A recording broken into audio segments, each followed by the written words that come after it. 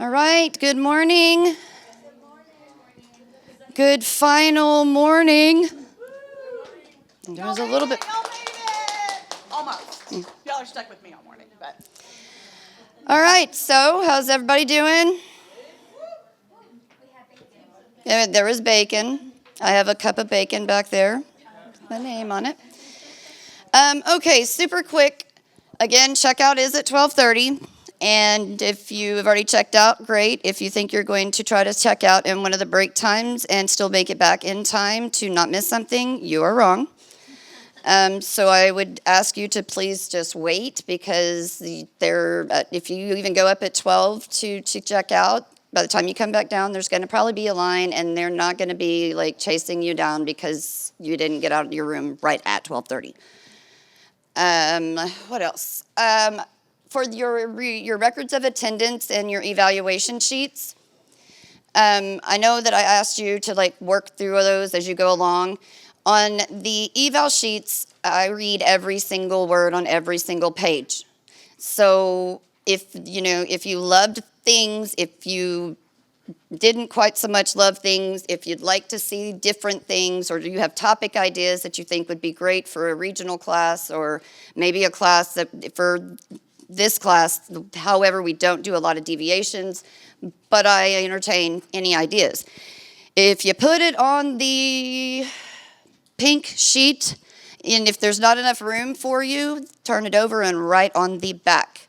Put the ink on the paper. The more you write for me, the more I can make your next conferences bigger, better, and more.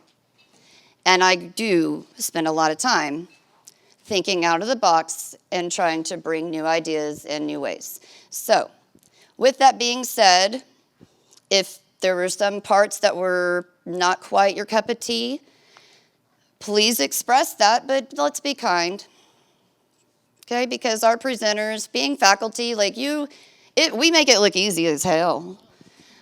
But it's not easy to stand up here and to talk to you and explain stuff to you and to be able to answer questions on the fly. And so, they volunteer their time, and we appreciate them so very much. But is there, something that maybe they could do differently? Maybe they could, talk a little quieter or talk a little louder.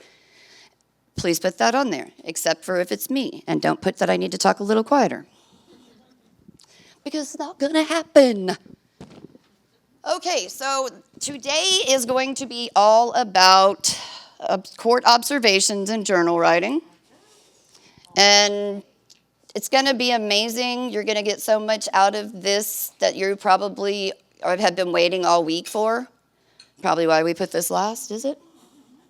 Because we put this in 2 level 3s ago as a trial run, and apparently it's creating better success in the journals, so we're going to keep it as long as Jennifer will keep showing up.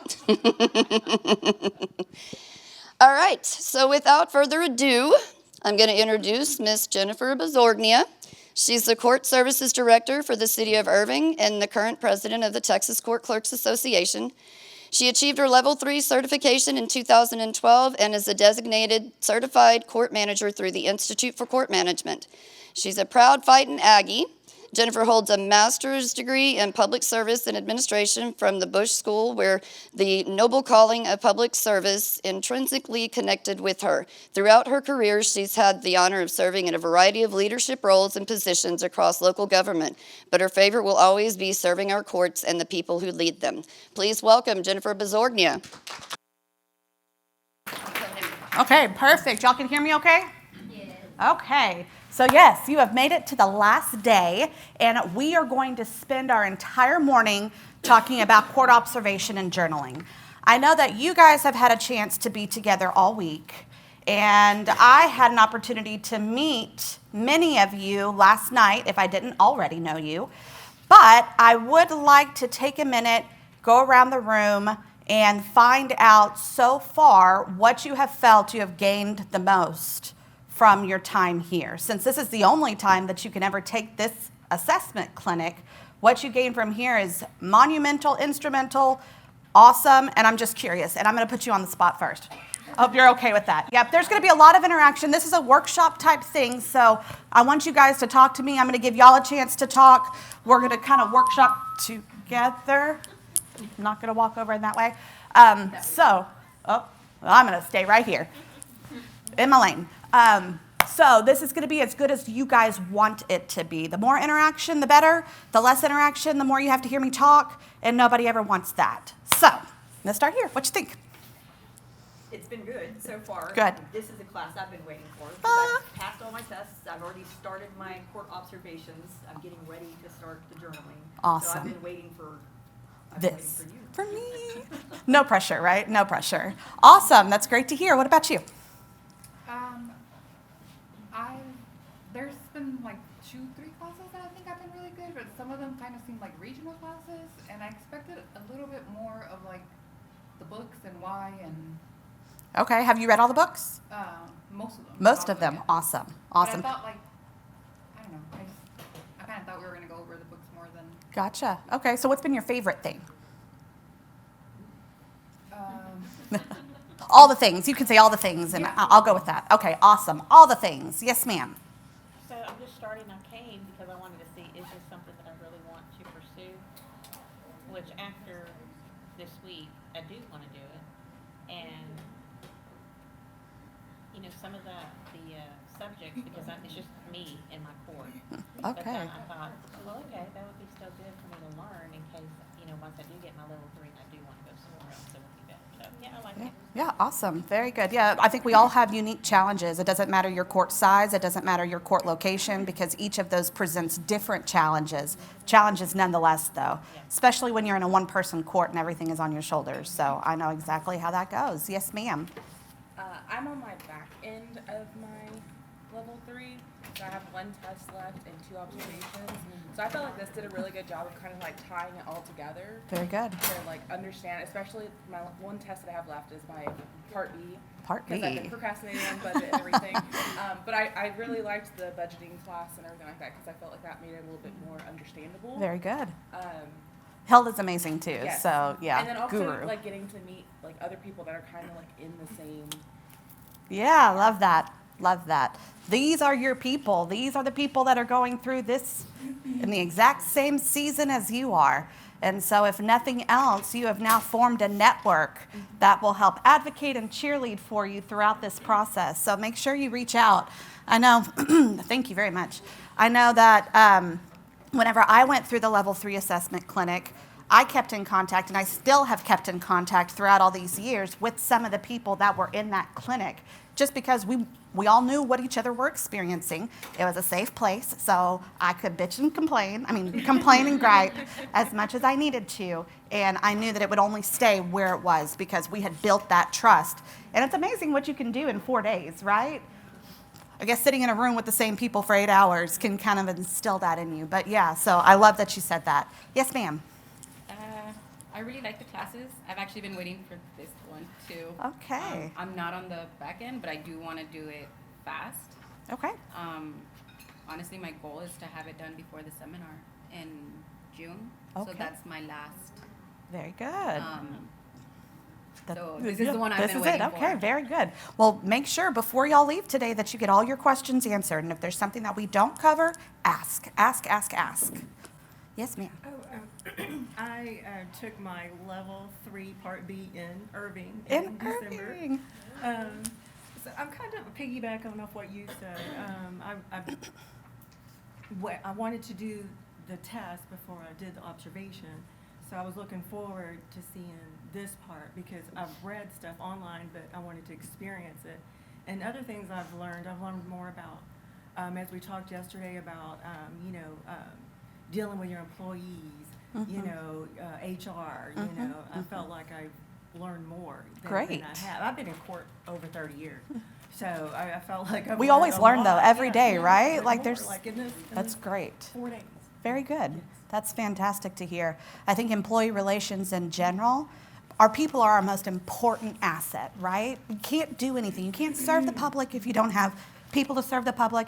You don't have people who want to serve the public if you don't want to serve the people that you're leading, right? Right. And so that's a very difficult and challenging topic. I think we spend more time in employee relations and leadership than we do probably in anything else. And so that, I love to hear that too. And I believe I've networked more here in the past 4 days than I've done. Awesome. The whole, good. Good. I love to hear that. Yes, ma'am. I am in the middle. I've done most of my journals. I haven't sent them in, of course, but I've done most of my journals a rough draft, and I've read about half the books. My goal was to come here and piggyback on book knowledge before I started taking tests. Gotcha.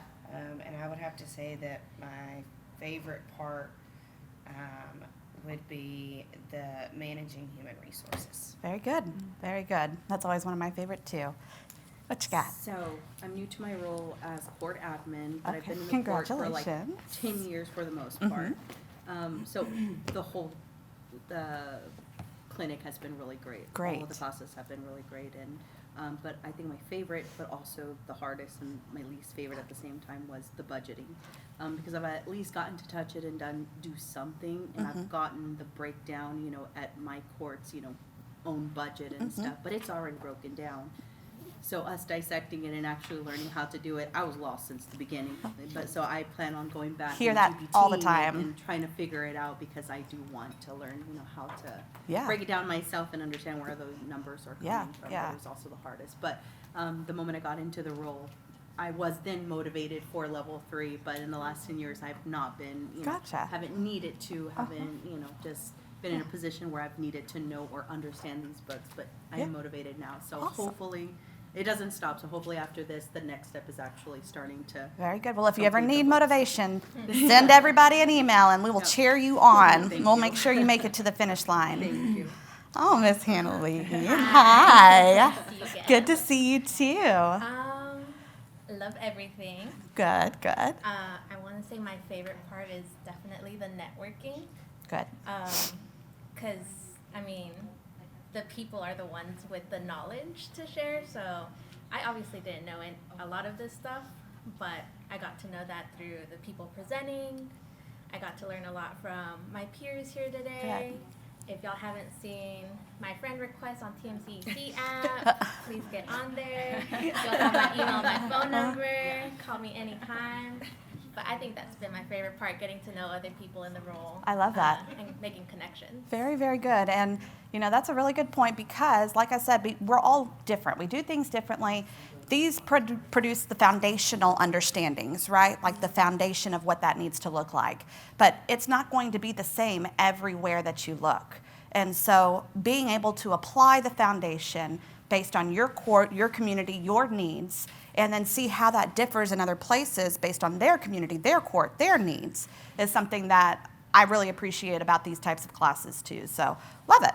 Good to see you, my friend. All right, moving back here. Miss Tammy. Miss Tammy. Hi, I'm good. Long time no see. I'd have to say my favorite topic is the emotional intelligence. I really enjoyed that class. Also, the budgeting class, that is my next goal, is to focus more on that, learn a lot more on that. Girl, I got you. I have so much budget that you can do. So many things. Oh, perfect. Thank you. Because I'm not as familiar with the budget process at all.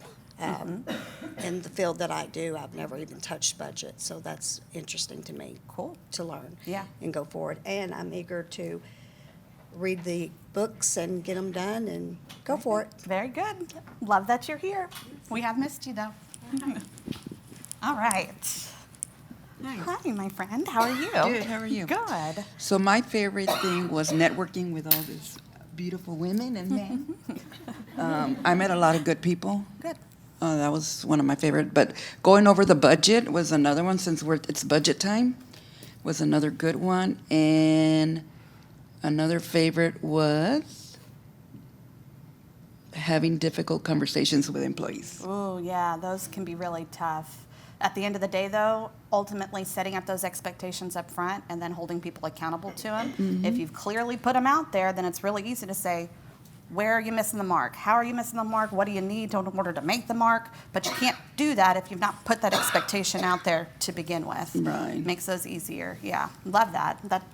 That's always a really challenging topic. Hi. Hi. So my favorite part has been I'm always looking for better ways to be a leader and be better to my employees, and just learning ways to do so, and then also where I may be like hindering their growth as well.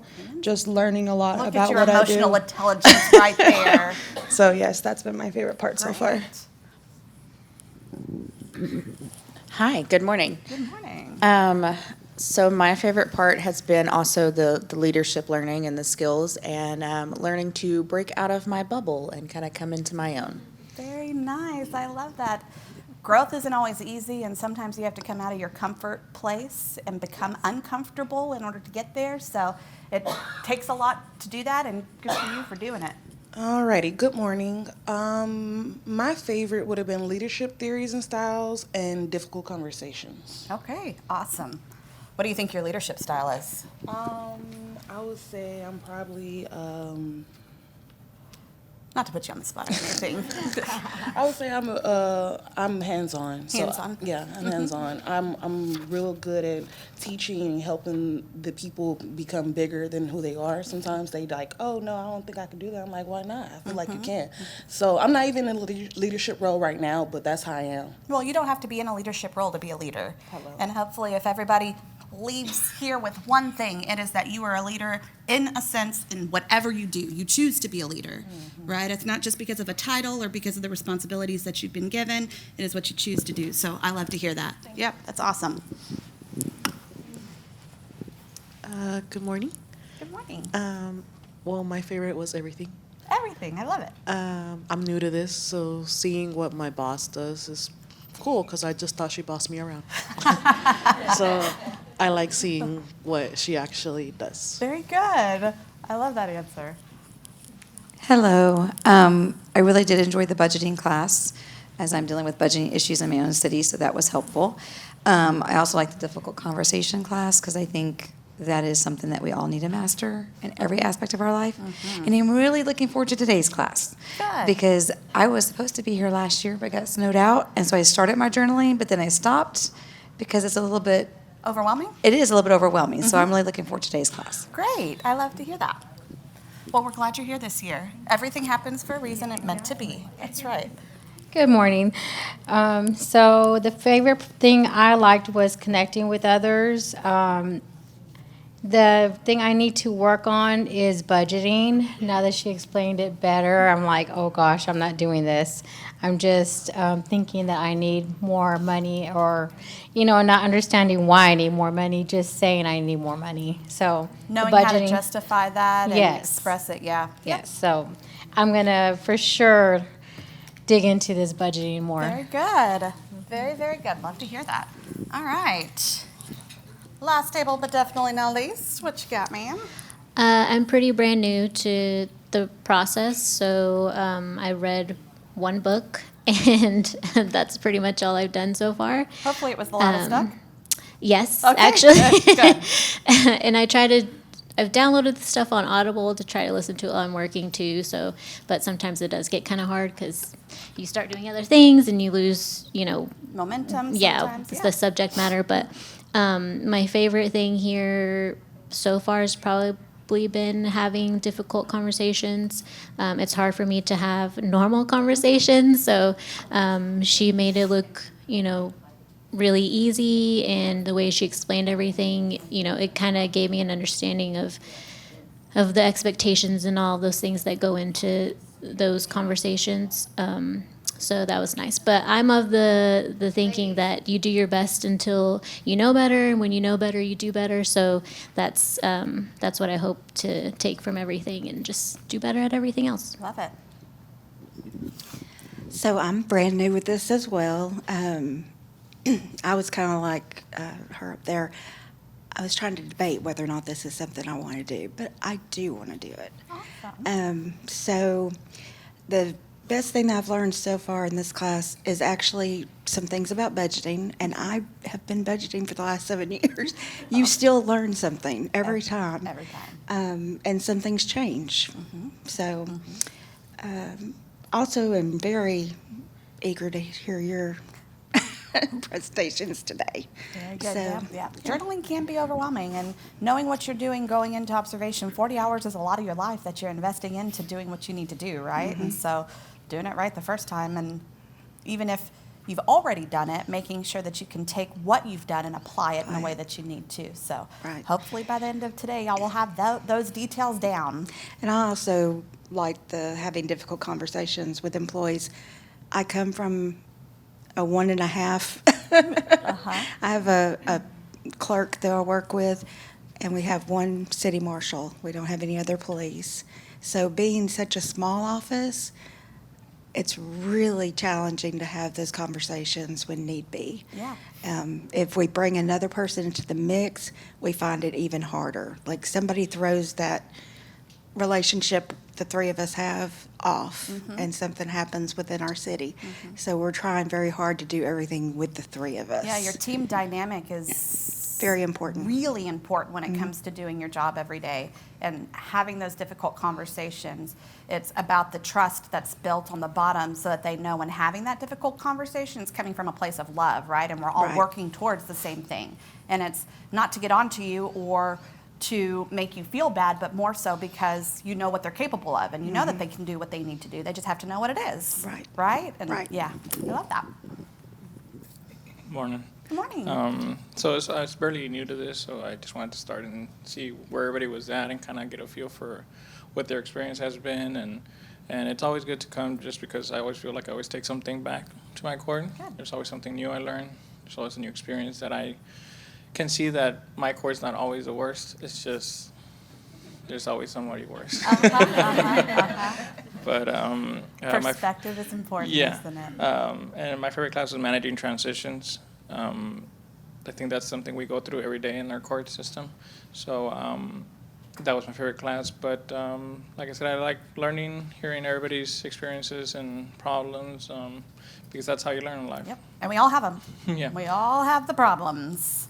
I think Tammy could probably tell you how much transition we've gone through. We are learning every day about managing transitions. Good morning. Good morning. I think my favorite part has been like the opportunity to public speak, because it makes me really uncomfortable. And if you can't tell, like every time I get this thing here, my heart is like beating out of my chest. So it's really good, I think, for me to get this opportunity because I don't get it anywhere else. And I'm not going to get any better at doing this until I actually do it. So I like that.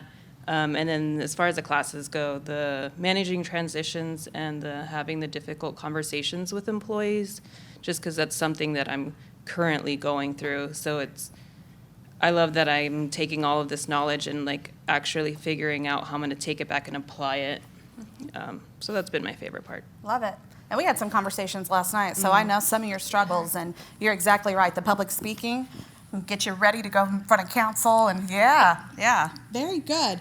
Well, I appreciate everybody sharing that, and I appreciate that everyone was so willing to give those topics. I want you to remember those topics because as we go through today's class, I'm going to be asking for different opportunities for things that you may want to write your journal about, or different areas whenever you're going through observations that you want to focus on as you're in each court. And so I want you to begin thinking, what are the things that interest you? What are the things that you find important? For all of you, there was some variation of what that looked like. And so as we go through this, I just want y'all to keep that in mind. I'm going to put this down and get my clicker. Okay. So we kind of already went through some introductions. We're going to practice, though. How many of you have used Slido before? Only a couple. Very good. Then this is going to be a good exercise. Y'all use that QR code. It should pull up a screen, and you should automatically get to the ability to respond. If you don't and you need the hashtag, you're going to go there and you're going to click at polls at the top of your screen.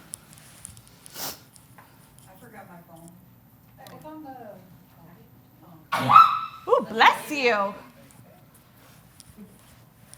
You are welcome to use mine. I have 2 that I don't want, so make sure it's up for you.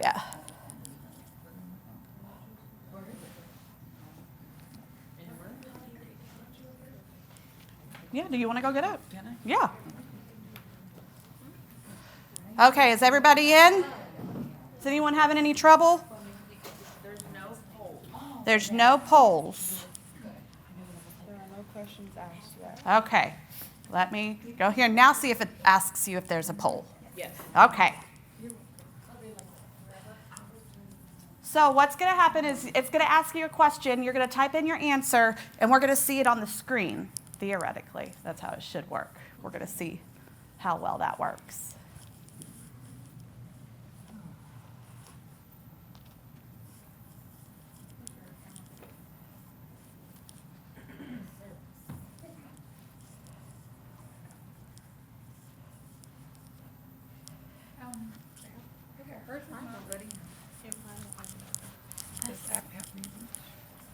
Do you have a block? Let's see. Do you mind if I? No. I'm like, it's Yeah.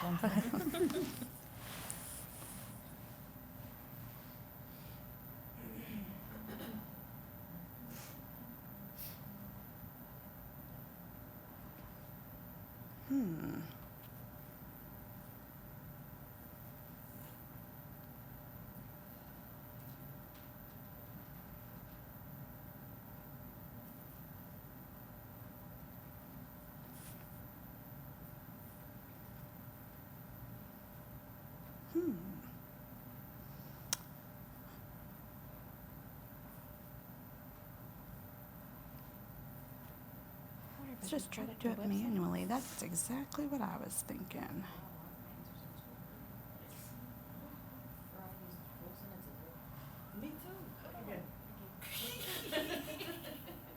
There we go. What is the code?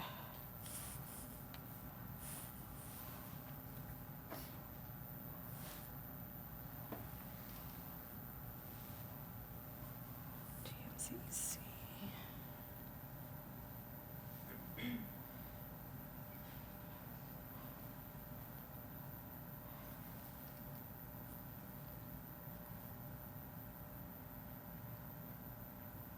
There we go. Now you're in there. This is a practice one anyway, so this is exactly why we did this one like this. Anybody else having trouble?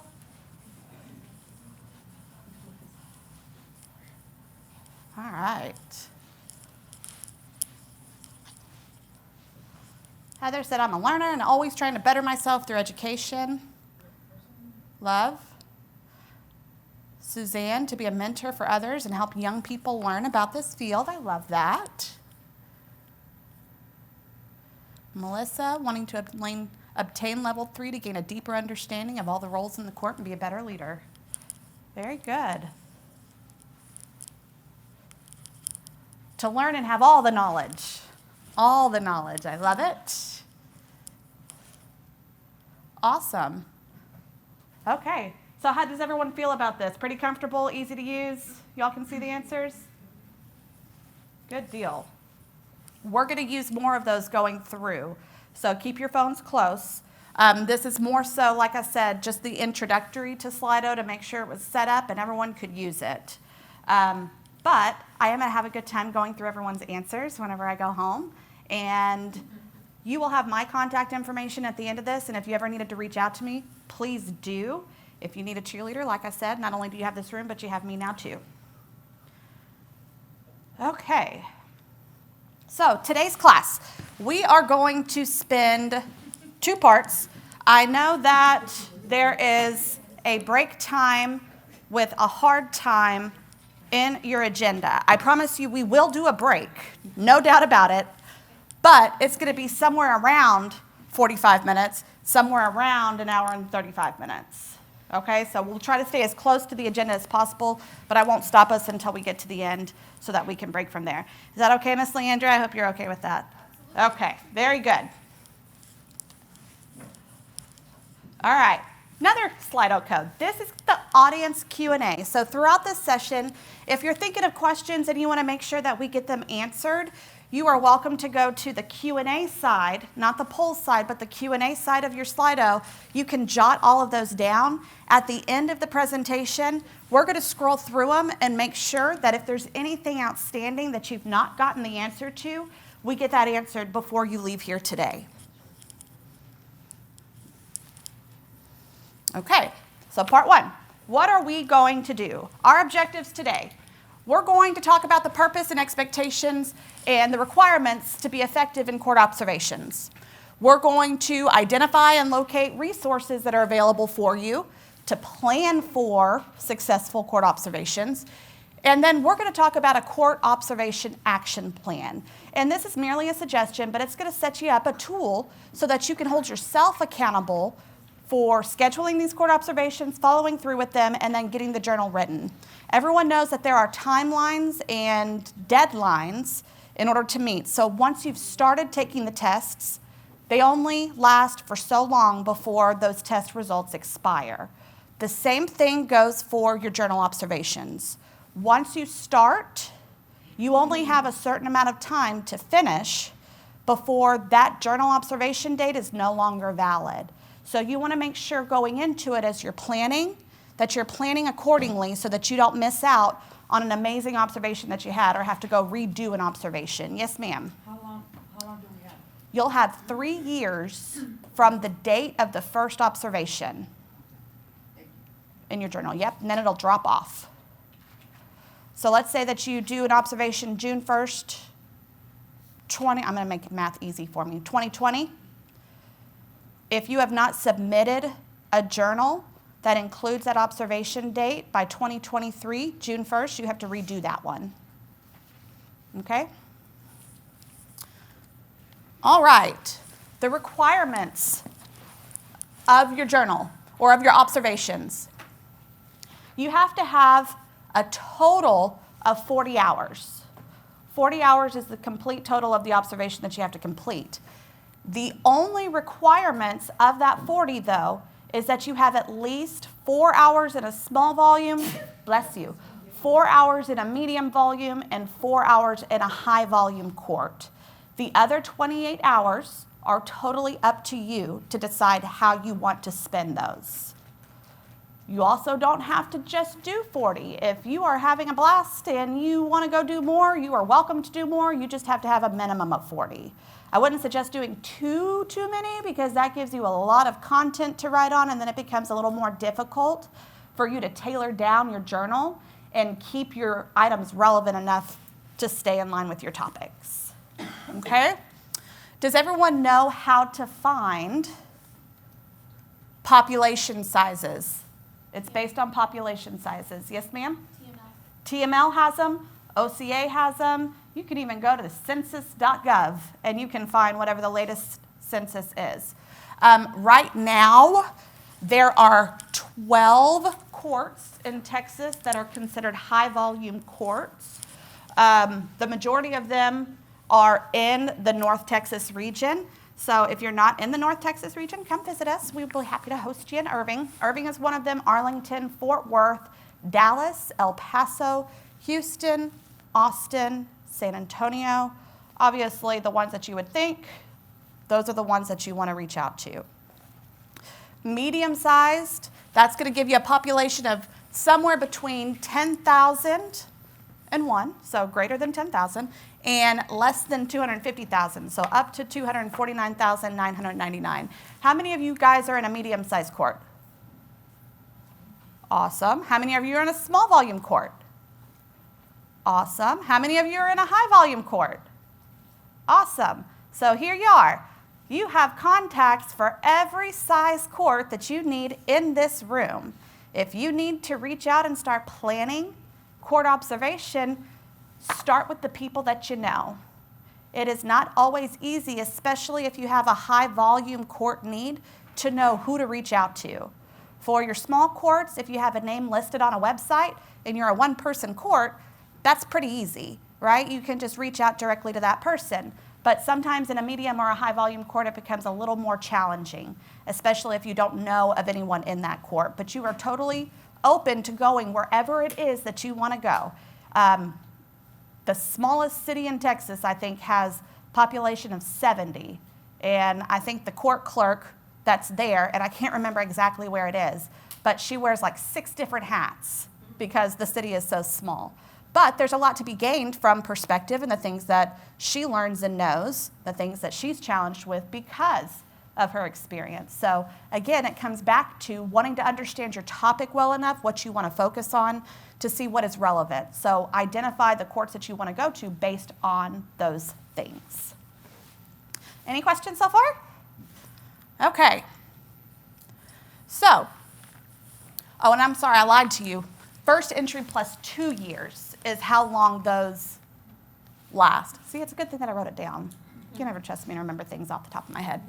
So your target timeline, your timeline for completion, you want from the time that you start your court observations, you want it to be completed no more than 1 to 2 years. You want one because you want to keep those items relevant enough for you to remember so that you can write your journal about them.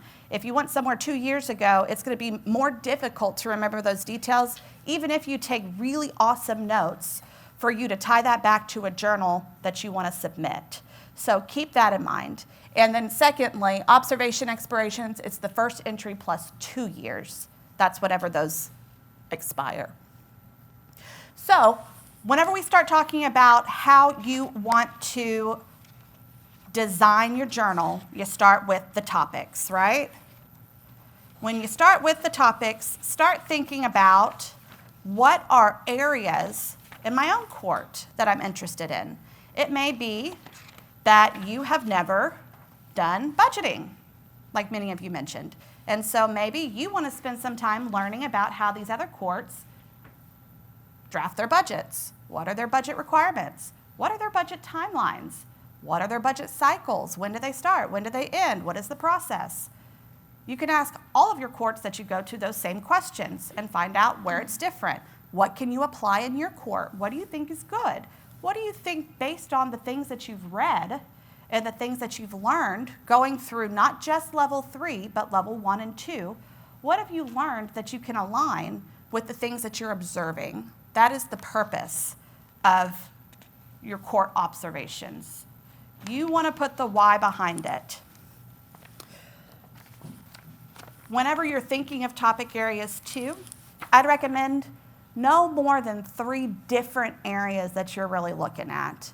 Whenever you go into these different places, and I know you mentioned you'd already gone, so you may be able to provide some additional insight on this as well. When you go, you are seeing things that are so completely different. And we talked about it being overwhelming. It is overwhelming because you don't know where you want to. I want to watch everything. I want to go to the front counter. I want to go up to the courtroom. I want to go talk to the court admin. I want to hear about all of these employee relations, but I also want to see how they process warrants. I want to know if they have a marshal's division, what does that look like? And you're only there for a short amount of time. So you have to specify what it is that you're looking for and plan for that before you go. Did you have that same kind of experience? Yeah, my main concern was dockets. So everywhere I went, and that was my main concern, was watching how everybody does their dockets. Watching how everyone does their dockets. Yeah, so I watched all kinds of dockets. Dockets everywhere. I've never even heard of. Uh-huh. I was like, oh, you have a docket for that? Uh-huh. Yes. Uh-huh. You have to have a docket for that. Yeah. And had you not had that focus area going into it, do you think that you would have missed a lot of those details because your attention would have been in other places, or when you would have been distracted with other things that you were observing? Yeah. Yeah. Because a lot of the bigger courts, well, mind you, I'm a small court, I'm a one-person court, so I go to a court that has 3 employees, and I'm like, wow, this is great. But to watch 3 people at one time is overwhelming. Yeah. Yeah, you can only watch one thing at a time, right? If only we could duplicate ourselves and be in more than one place at one time. Yeah. No, you're exactly right.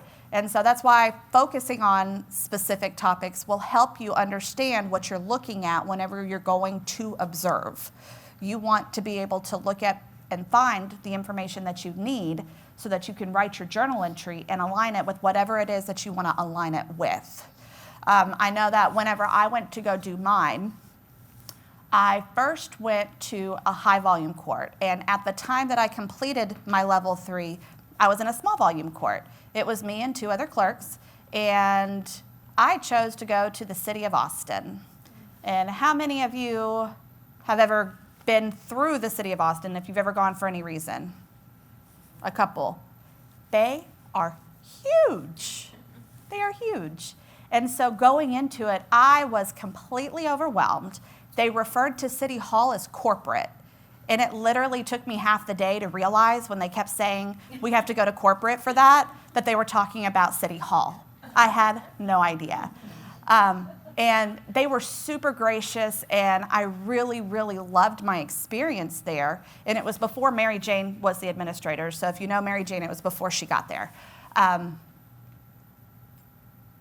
I left knowing that I would never want to be in a court that size. But I also had a newfound appreciation for all of their different team members and all the different divisions and all the work that they did.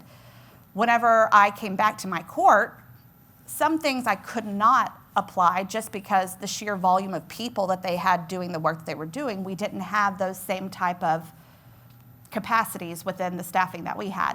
But there still were a lot of things that I was able to identify and say, hey, maybe we should try this here. And the good thing about being in a small court is you can try something and you're like, oh, hell no, that's not working here. And then you can redo it and do something different. That's a little more challenging in a large court because by the time that you've trained all the people on what you're doing in a large court, just to tell them, just kidding, we're not going to do it that way, then you have a massive revolt and you have nobody left to work your windows or do your warrants or anything else. So you have to be careful with the approach, but you can definitely gain something from everywhere that you go. All right, so again, use anticipated focus areas, recommended max of 3. Complete an analysis of your court relating to your specified focus areas. And Tammy, I'm going to put you on the spot. You're going to have to do that. I'm going to do that a lot today. I'm sorry. I'm going to apologize in advance for it. Yes, ma'am. What does it mean, first entry? First entry. So whenever you're doing your different observations, your first entry is dated the date that you did your observation. If you do an observation 2 years later, then that's going to be the last entry that you have for your journal. And so your entries based on the date of the observation will fall off after 2 years, and you'll have to redo them. Does that make more sense? I'm glad you asked for that clarification. All right, back to you, Miss Tammy. So, sorry, my friend, sorry.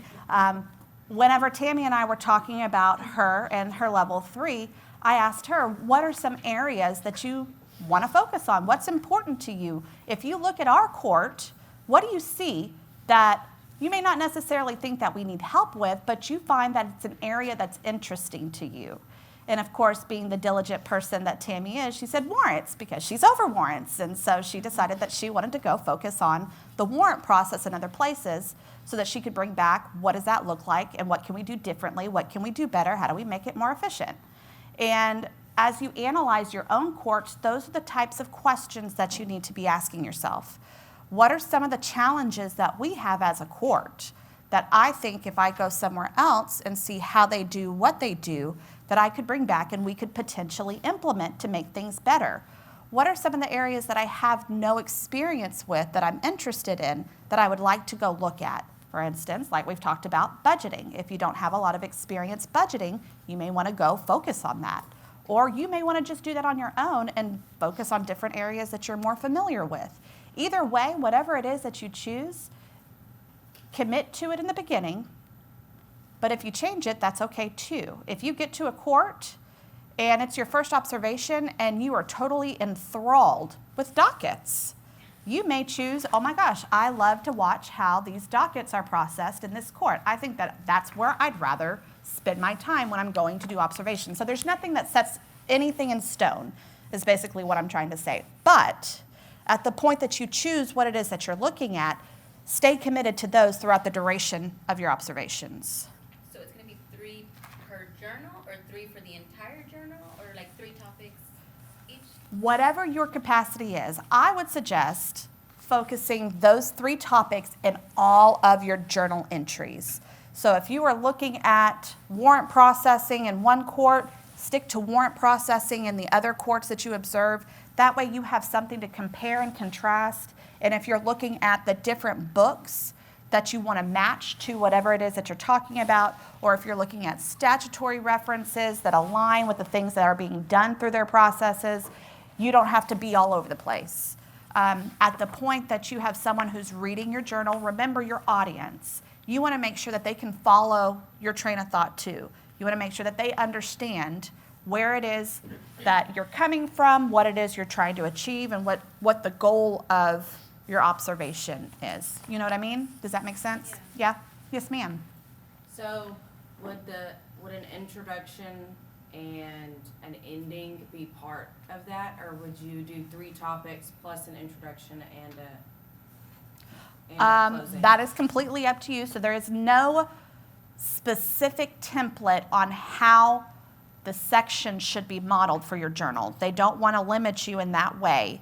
But if you feel better having an intro so that you can open and say, this is why I'm choosing to focus on these 3 areas, this is what you can expect as you read through my journal entries, this is what I want you to gain, then absolutely you can do an introduction. So sorry. No, you're Only fine. because I'm working on it. I'm sorry.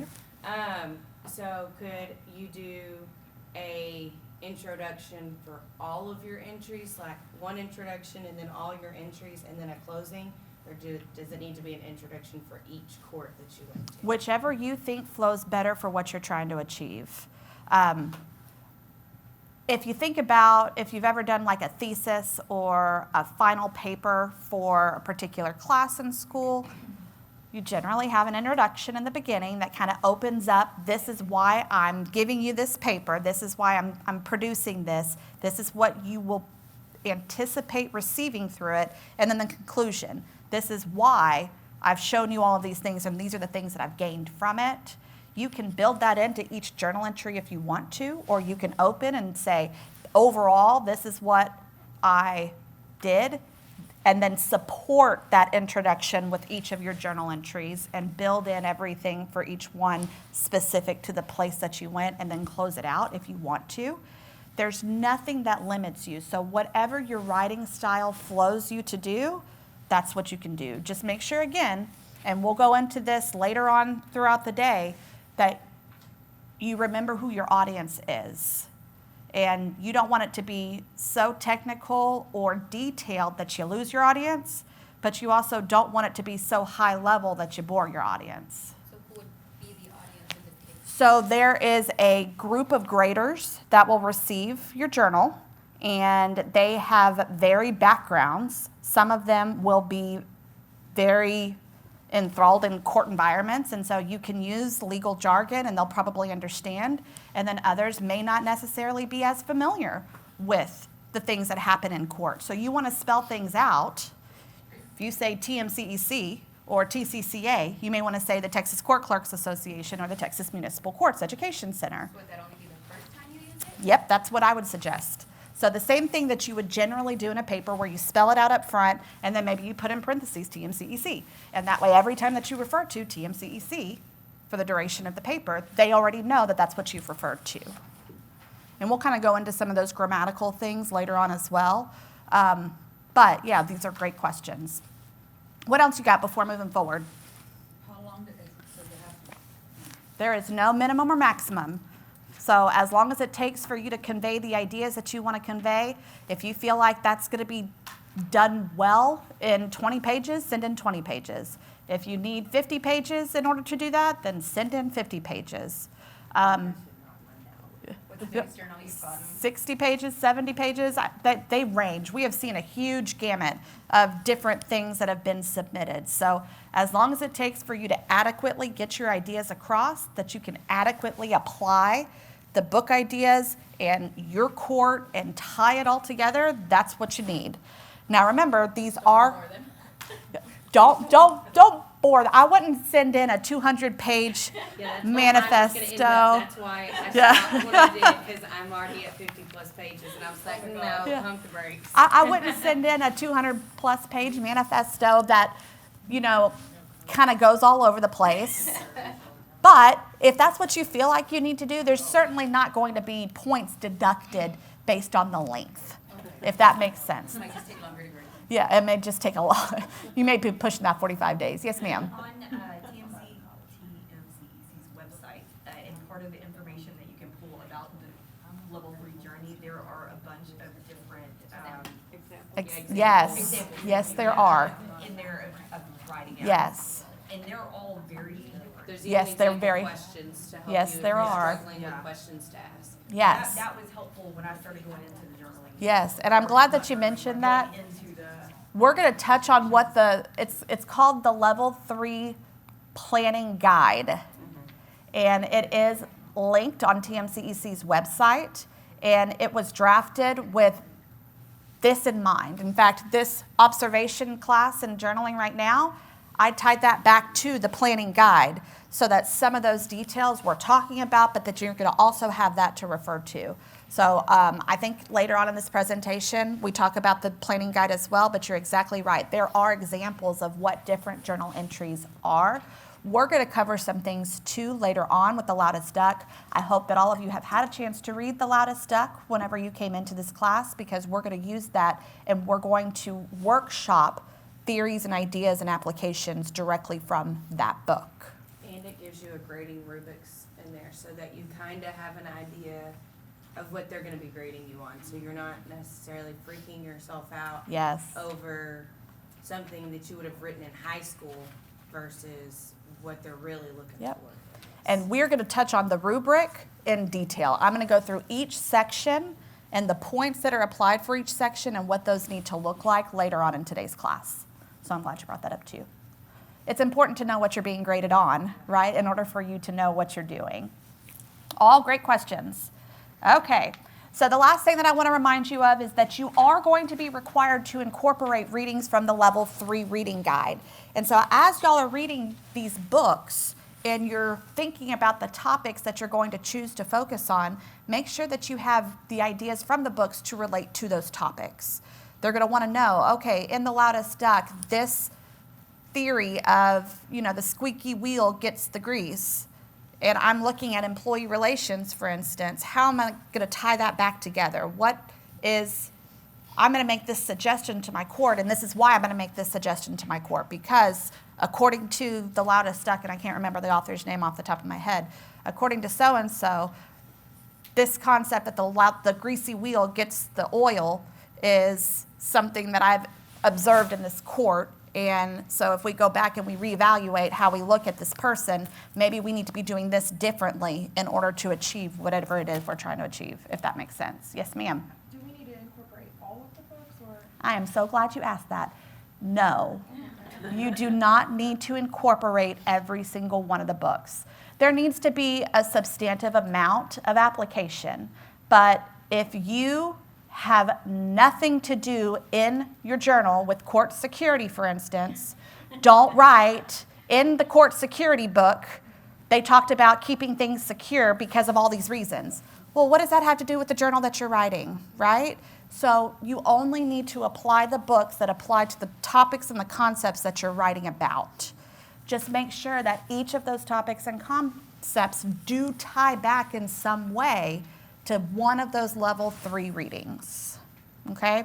So it doesn't give you a minimum number of books to include, but it doesn't give you a maximum number of books to include either. Whatever you think you need in order to make that journal flow well enough to show your application. This is supposed to be the end-all, be-all of your journey. You have now achieved Level 1 that shows your foundational knowledge on what you're doing in a municipal court. You have gone through Level 2, where you've gone more in depth with your reporting requirements and some of the more detailed things that a municipal court requires. Level 3 is supposed to be the overarching, now you have leadership concepts and applications and the bigger areas that as a court leader, this is going to show that your knowledge, all culminated, qualifies you to be a Level 3 court clerk. Does that make sense? Okay. Very good. Good questions. All right. So, scheduling court visits. Obviously, you're not just going to walk into a court and say, hey, my name is Jennifer and I'm here to observe. They're going to be like, hey, Jennifer, go sit on a bench. You can watch a public docket, right? We've actually had somebody sit there every day for like a week before he actually got behind the scenes. Oh, really? He was persistent. He was persistent, but he was there for observation, but he didn't schedule it with you ahead of time. How much better would his time have been spent if he would have reached out and said, hey, I'd like to come observe your court. Can you help me? Well, he was, Right? he was an intern for the prosecutor, He or was- he wanted to be. Okay. And he sat there and he He interned himself into a job, huh? Hey, persistence is important. That's dedication and determination. Yes. Well, I would not recommend anyone just showing up to a court. I would certainly recommend that you reach out and you schedule that visit with them. It will also help you if you notify that court of the areas that you're trying to observe. Especially if you're looking at dockets, you don't want to show up on a day that doesn't have any dockets. And so they can help coordinate that with you. It becomes much easier for you to get some of your questions answered up front. If you have a generic list of questions that you've drafted ahead of time, that you know, I am going to every court and I'm asking every court these questions. You may want to provide your host those questions in advance, because if they know that's what you're trying to see, they can tailor your visit to accommodate those needs. I would give them at least 3 months. Plan in advance. I wouldn't say, hey, I'll be in town next week. Can I come see you next week? You have no idea what their staffing situation is. You have no idea what their other commitments entail. And so just out of respect for them, make sure you call them and coordinate with them. I would also make sure that you qualify each of your visits with your high, medium, and small volume to make sure that you have enough time in each of them. Remember, it's a minimum of 4, and then however much time you want to spend outside of that in each of them, that's great. You don't have to do it in 4-hour increments. Find out what they can host you for. I mean, it may be that they can only host you for 4 hours that day, and you may have to come back twice, and they may offer that. Or they may say, I don't really care how long you stay. You can stay with us from sunup to sundown. I'm here from 7 a.m. to 7 p.m., so you can get 12 hours in right then and there. I wouldn't suggest that. That's a long freaking day. But it is really up to you and the person that you're working with on what you can do. Just give them the courtesy of giving them an advance notice and planning that with them. I will Also- say, Go ahead. I learned a mistake on my high volume court. Specify to them, because they have to get approval from judges for you to be anywhere past the gallery. So I spent my whole time in my high volume court looking like a defendant. Yep, and that's why you reach out ahead of time so that they can, if there are internal policies that they need to address prior to you visiting, they have a chance to work those things out. Or if they need to communicate to staff members that you're going to be there. So, for instance, whenever we have people come observe our court, depending on what they're trying to focus on, we may have them sit with a staff member for a long period of the day. And for someone who doesn't like people, we're not going to assign them to them, but it's a long day when you have someone looking over your shoulder all day to watch what you're doing. And then you know, oh my gosh, they're judging me, they're taking all these notes, they're looking at everything that we do, and they're going to be writing about how, in Irving, it's how incredible Irving is, but I'm just biased. I'm a little biased. But no, really, there are those things that you want to keep in mind. Yes, ma'am. So I'm close to Irving, so if I wanted to come to Irving, how send you an email? Send me an email. And maybe you accommodate me within a month or so? Yeah, exactly. Okay. I'll tell you, based on what you're trying to look at, I'll let you know availability for what we have. We have dockets every day, but they're different kinds of dockets every day. So it will depend on what you're looking for me to align you with who you need. And so past that point, I'll assign you to one of my managers, and then they'll be your point of contact from the time that you come in to the time that you finish. Okay, like she was saying, you don't have to get, it's all clear with the judge and all that. Yeah, we don't have those types of requirements, thankfully. We just kind of let the judge know, hey, we have someone observing today, and he's pretty flexible. We do have 3 full-time judges, and all 3 of them, I would say, are pretty flexible, and they won't mind. In fact, one of them would probably talk your ear off, and so I'm going to have to, keep you aligned with timelines. Would you schedule it like for a certain day, or would you let us pick a day? Yeah, I would say this is the availability that we have. We have that type of docket every 4th and 3rd Tuesday of the month, for instance. And so you can say, oh, based on my calendar, I'm not available the 4th Tuesday, but I could come in on the 3rd Tuesday. And I'll say, great, we'll see you what time is best for you. Do you want to get here at 9? Do you want to get here at 10? And build your day. But that's not always something that everybody accommodates in that way. Remember, too, those who have experience with going through the level 3 journey are going to be more amenable to your needs because they understand them well enough to know what you're going through. In other places, if they haven't, then they may not know exactly what you need. And so when you say that you want to come observe, you may have to be a little more direct in, this is what I need and this is how I need it. Are you able to help me do that? Does that make sense? Okay. I see lots of head nods, and I just want to make sure we're all on the same page. Y'all feel good about it. All right. Yes, ma'am. So, do we just go to municipal courts, or can we go to county court, or no? You know, that's a really good question. County courts, no, but JPs kind of fall within the line. I would stick to municipal courts, and the reason that they have you stick to municipal courts more than likely is because operations are the same, and if you get outside of municipal court operations, then there's different types of law, you know, like civil and all of the things that you would see in JPs. They may not, that doesn't necessarily apply to your court. You could follow an appeal. You could follow an appeal, that's true. If that's something like you want to write about, like if your court has a lot of appeals up to a higher court, That's a valid point. You could say, hey, I have this appeal coming, would you mind if I followed it? Yeah, that's true. You may not have a journal entry though for 2 years. Yeah. Depending. You may follow it. You may follow it, but It's gonna sit there until, exactly. it's about to hit its statute You of may not know what limitations. happens after that, but yeah, and that's a great point. You can see what that looks like, whatever works best for you. But that's a good question. The other thing that I would note whenever you're scheduling these observations, follow up in writing.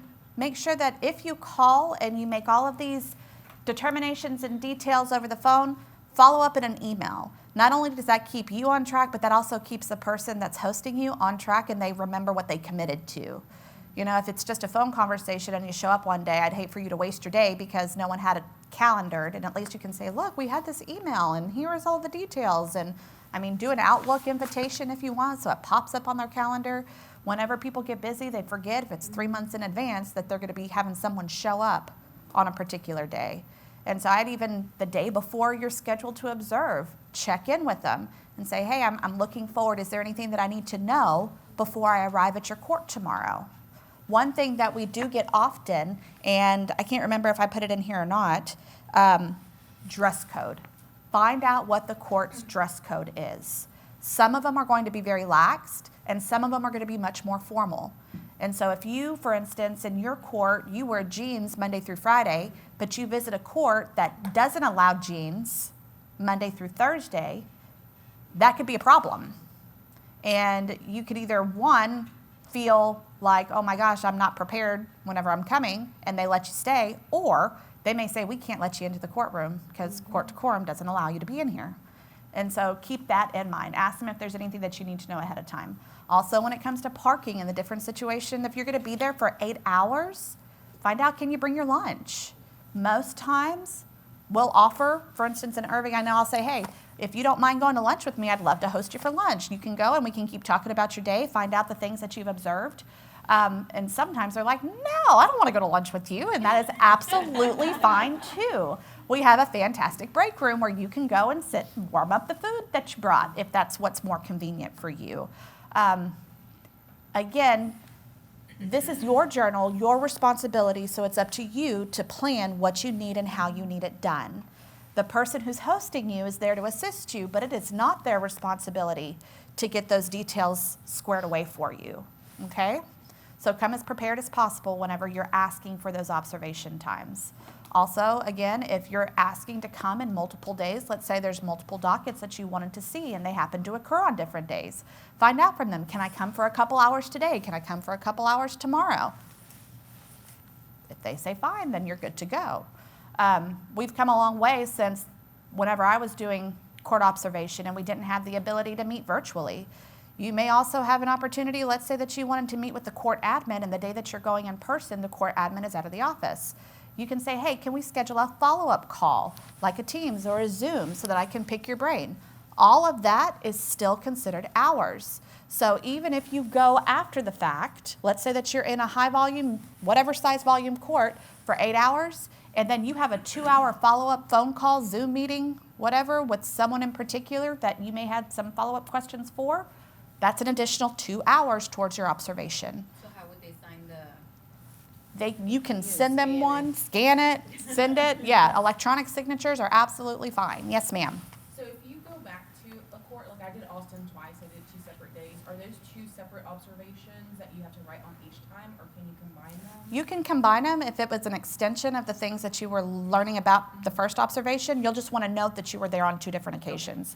But it could be one journal entry because it was for Austin Municipal Court, for instance. But if you wanted to split it up because they were 2 different focus areas that you went to, that's completely up to you. Yes, ma'am. How do you get the verification that you were at that court for that many hours? That's a great question, and we'll come to that too. There is a log that you need to take to each court that you observe. Whoever is responsible for hosting you has to sign off that you are there and for the number of hours you received while you were there. So if you don't get the sheet, you don't get the hours. Or you leave it at home. Or you leave it.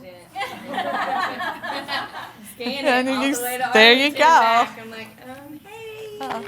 And Remember me. there's nothing wrong either. You don't have to have everything on the same sheet. So if you have a verification log and you have 4 different logs, as long as all of them combined make up what you need, they don't care. They're fine with you presenting it that way. Okay. All right. So the last detail. If you have made plans with the court and then something comes up with your schedule and you are unable to make it, please reach out to that court and cancel with them so that they don't expect you. Just out of courtesy for their time and their staffing, their resources and everything, you have no idea what they've planned and what it's taken for them to allocate that day to you for you to observe their court. If they can release those resources and apply them in other places because they know that you're not coming, please let them know that as soon in advance as possible. Okay? And that may be, I'm so sorry, something came up, you have a sick kiddo. Everybody understands things happen, and that is totally acceptable. Just let them know in advance so that they're not waiting at the front lobby for you and you never show up. And then whenever you call back to say, hey, can I reschedule my time with you? They're going to say, hell no. I just waited 8 hours for you and you ghosted me. Yeah. So just keep in mind the professionalism of what you're doing. You are a representation of not only your court, your city, the team that you are with, this program. And so take that responsibility seriously whenever you're going through this process. We are supposed to elevate our profession and elevate Texas court clerks across the state, and it does not send a good message whenever we can't rely on each other to be respectful and accountable. Yes, ma'am. So I'm doing this more independently. Mm-hmm. Do you think it's going to be, my day off is on Wednesday. Do you Okay. think that's going to be possible to get something on Wednesdays? Absolutely. I think that Wednesdays, it just depends on what you're looking for. You may have to call a few different places if you have something that's very specific that you want to align with your topic. Or, girl, it may be that you find out whatever court that you want to go to, whatever's happening on Wednesday, that is now your topic. That is. I mean, so. Wednesday is the best day to come to our Yeah. Oh, see? What court are you? Colleen. It's the best day for us because it's the craziest day. I learned there's a lot of courts that have court on Saturdays. What? Really? That's when they do their juvenile court. There's some courts that do. Which ones are those? 5 to, I'll have to look at the sheet, I have a whole sheet of course I looked at, but Kilgore does, a 5:30 court on Wednesdays. Mondays or Wednesdays, I'll have to double check, but it's either Monday or Wednesday. They do a court after hours so people don't have to miss work to go to court. Yeah, there you go. See, all these ideas, you have many options. You also have a lot of places that if they don't do necessarily weekend court, they may do night court. And so you can go visit them in the evenings, and not that you're, oh, and that makes for a very long day, but there are options. And if they host virtual dockets, you may be able to jump on a virtual docket. So again, even if it's not a meeting, but any virtual docket that you attend, those are all counted as hours of observation too. These are good questions. So we talked about preparing for a court visit. We talked about what that looks like going into it, providing that list of questions up front if you possibly can. The planning guide that you mentioned also has in its resources as resource 1, a sample list of those questions like y'all mentioned. So check that out if you haven't already. As part of your journal, you will have to provide court forms for the places that you visit, or brochures or supporting paperwork that that court has in order to support your journal entry. So if you know what those forms are in advance, for instance, let's say that you're focusing on deferred disposition or driver safety for each of the courts that you go to, you can ask them in advance, hey, can you share your deferred disposition forms or your deferred disposition information that you give out to defendants? Let them know those things ahead of time, and generally they'll have a packet of those waiting for you. And not only does it allow you to refer to them whenever you're observing, but you already have it so that you can add it to your journal at the end, because they will need to see those things whenever you're referring to them through your journal entries. Do we just put those at the end? You sure can. That's an appendix. Does it need to be attached to each with entry? The court, like each entry, or just put them all at the end? You can put them all at the end and refer to them. It's however you want to do it. If you want to take a screenshot of each of them and build it into each of the journal entry, that's Currently, work. that's where I have them That's where with each entry. So you can do it that way. It totally depends on you and how you want the flow of your journal to read. All right. Whenever you are there doing your observations, bring something to take notes with. Whatever you take notes with best. Don't write down every detail, because then you're going to miss out on the observation itself. But at least take good enough notes that the next day, after your mind has settled down and it's done going, you can refer back to your notes and understand what you were talking about well enough to write a journal entry about it. Yes, ma'am. I was just going to say, I went to a high-volume court, and I utilized my phone to take notes. I took pictures of There you go. certain things, or I recorded certain things with their permission. Very good. I'm glad you pointed that out. Yeah, that's a great idea. We have a lot of things at our fingertips, and I think recording things is amazing as long as you get permission from the people that you're recording. Some judges in the courtroom, most judges probably won't let you record in the courtroom, but you can take physical notes on your phone and then attach it maybe with something after the fact. If you want to take pictures, let's say that you're focusing on ADA requirements because your building at your own court needs significant updates to comply with ADA requirements. You may be taking pictures of parking lots, for instance. Whatever applies to you, right? Whatever is good for you, that's a great tool. And then you can use those pictures to support your journal entries whenever you're submitting them. It's not a requirement. You don't have to have pictures in there, but if you need them or you want them or you think it would provide context, by all means, submit them with it. Good question. All right. Back to the Slido. So we've talked a lot about the different things that interest us. We've talked a lot about what the observation is going to look like whenever you're there. But let's talk a little bit more about how you devise your topics, and let's brainstorm. Okay? I am going to move it forward. It's not open yet. There we go.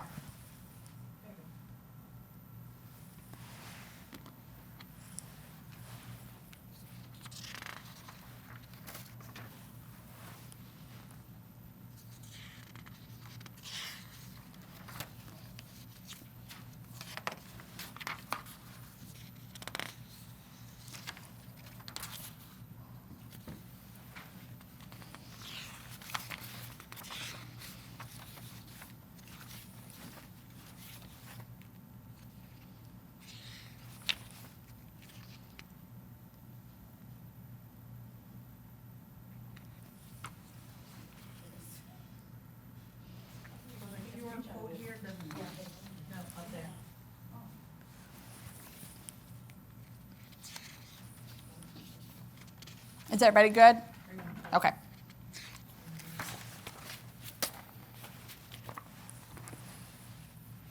Court security, youth diversion processes, court hearings, warrants, court security, cybersecurity, leadership, processes, budgeting, dockets. These are good. Keep going. You don't have to just submit one. You can submit as many as you can think of.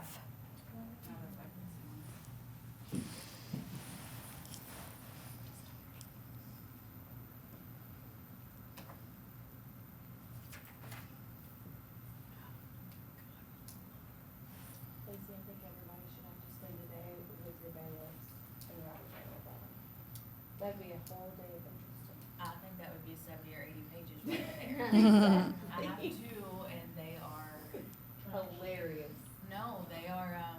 There's a whole prank war going. So one of them, if you go to his desk, if you open his stuff, it's all Nerf guns. Sounds like my house. It's Yeah. two toddlers. Yeah, you have. It's wrangling two toddlers. It sounds like fun. Yeah, that does. They're literally. That does. Dotson. Great. So he's the younger one. Right. But he has our new building, okay, brand new building, doesn't have any pictures on the wall at all. So he has made it his mission, he has printed out this huge, hideous dragon picture. And he now moves it all over the building. He tapes it to the wall and just moves it all over the building to annoy everybody. And nobody's figured out it's him yet. Because I was coming out of the bathroom and I caught him walking down the hall with it. And he's like, "You don't see me."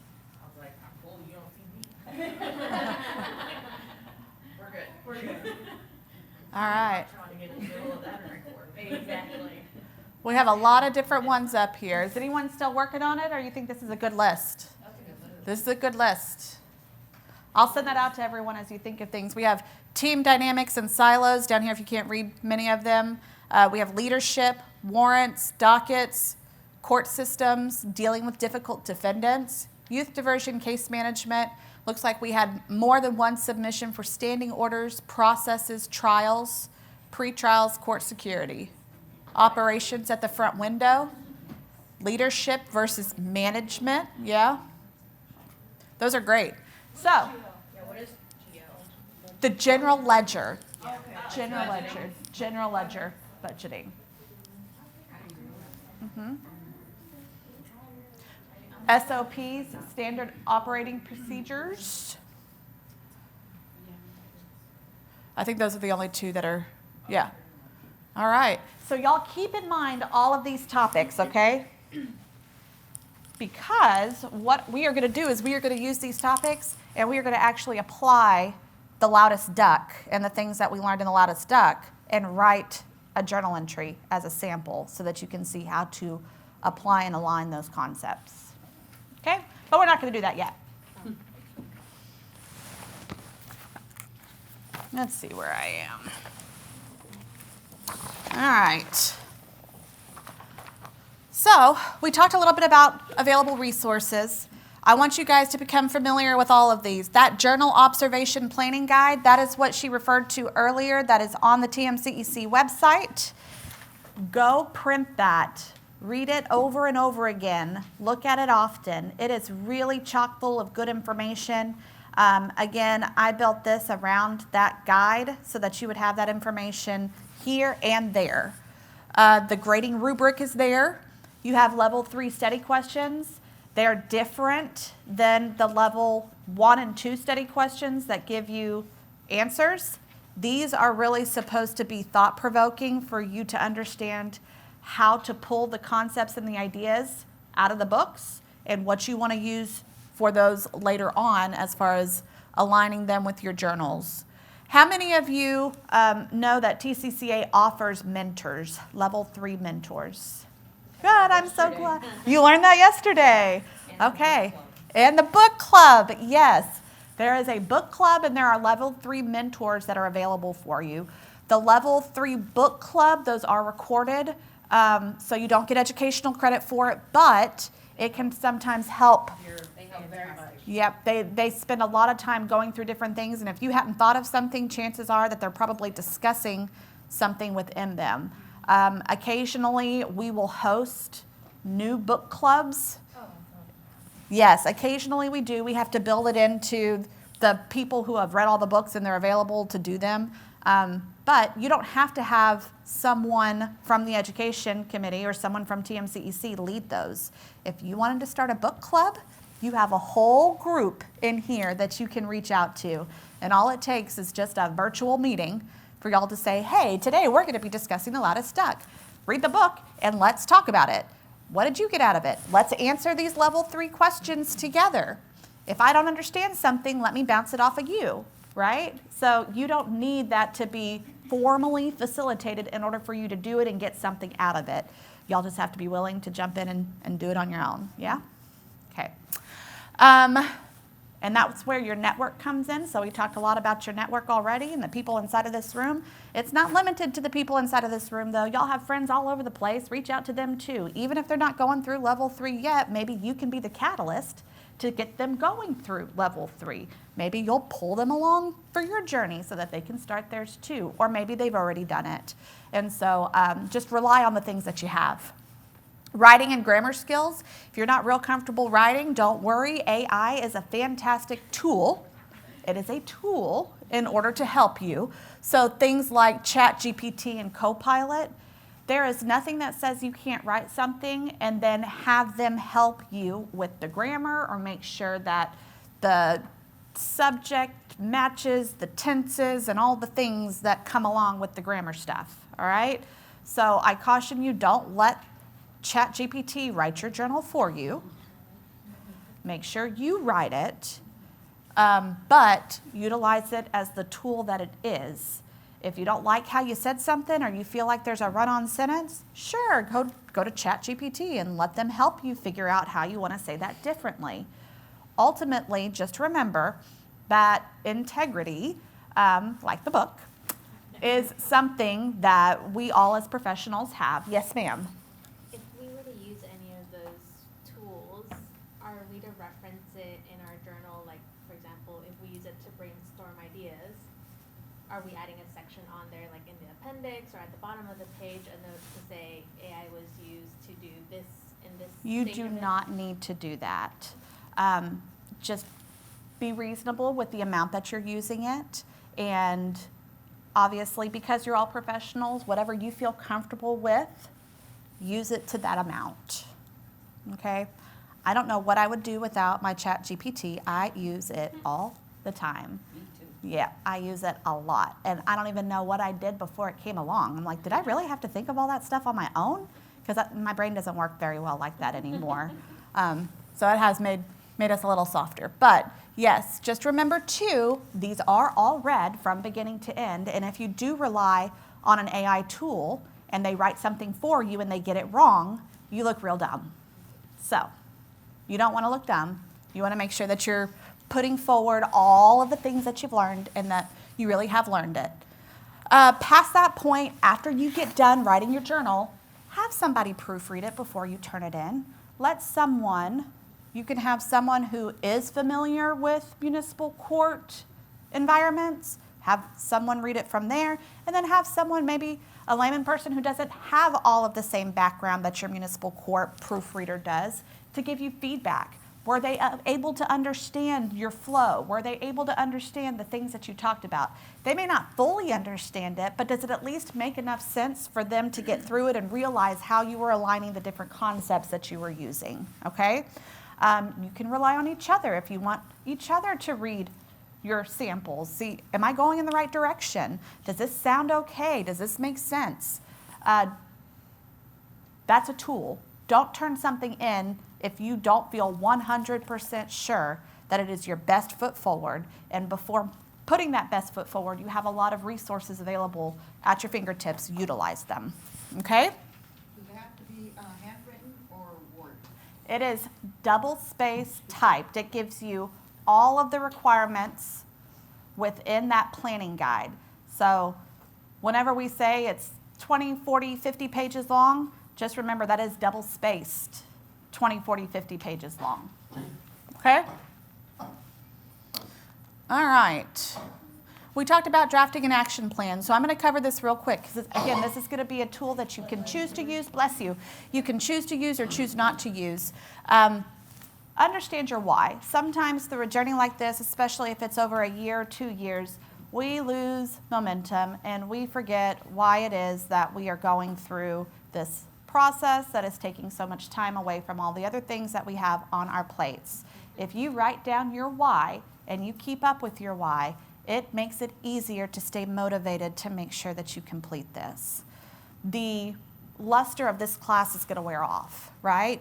You are all engaged and you are happy to be here now. And those of you who maybe have been on the fence about achieving your level 3, you're here and you have this whole group around you that is cheering you on or motivating you. But when we go back to our courts and we go back to our day-to-day, sometimes remembering those feelings is a little more difficult. So write your why and remember your why and use your why going forward. Set targets for yourself and hold yourself accountable. If you go back to your court and you say, okay, I want to have this done in 6 months, then set your timeline and spell it all out. If you have to have this done in 6 months, that means you have to have your observations done within the first 3 months. And so you're going to want to schedule those out, and you're going to want to do that ahead of time. If you put a plan in place and you put a timeline in place, you have something to refer to and you have something to hold yourself accountable for. If you have an accountability partner, send your timeline to them. Make sure they're checking on you, asking you, did you get that observation done? Did you schedule that observation? Did you get that journal entry done? Let me read the journal entry that you're supposed to have done by this date. Sometimes it's harder for us to hold ourselves accountable than it is for someone else to hold us accountable, so have yourself an accountability partner if you need to. All right, and we kind of already talked about identifying potential host cities and their points of contact. Add that in. If you know for sure that you want to go to the city of Austin in order to do an observation, write that in for your high volume. Put a place in there, put the date. Schedule that date with them. Write it down. That way you all have that in an action plan and you can refer back to it. Sometimes having things that are tangible for you to look at is easier than just trying to keep it all up here or having it on a calendar that's kind of spread out and you don't see it every day. But put it in a place that you can see it every day so that you can work towards it.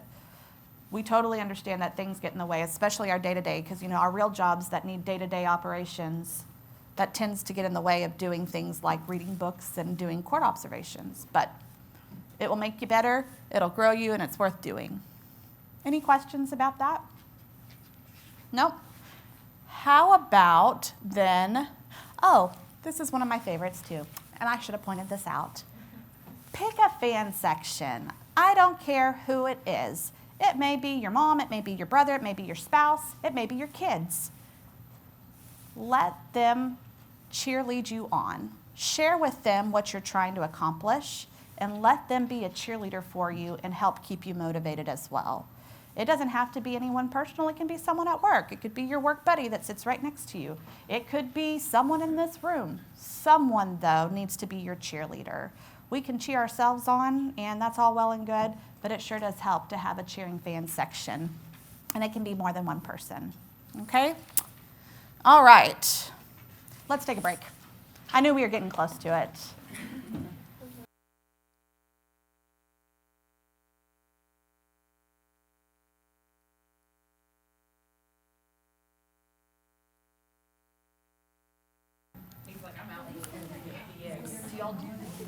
All right.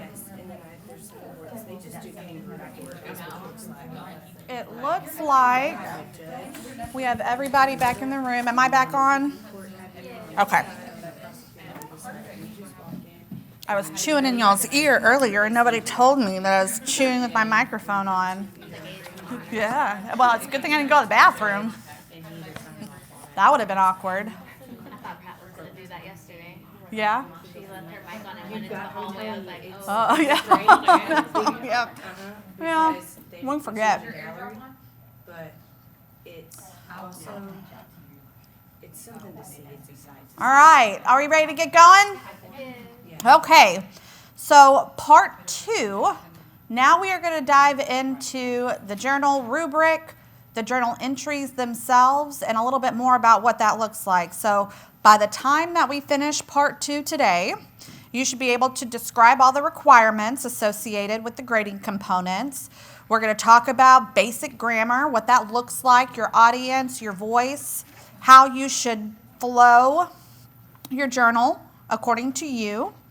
And then we are going to apply hypothetical observation insights. So we are going to pretend like we are doing an observation. We're going to pretend like we saw some stuff. And then we're going to write the journal entry to match the pretend things that we saw, just to give you a good understanding of how you start drafting that, okay? Let's get going. All right. So we've kind of already touched on this, but really just to emphasize the purpose of the journal, it is supposed to showcase your competencies, right? So from all 3 phases of the level 1, 2, and 3 court clerk certification program, this is the culmination of all of the content and the things that you've learned.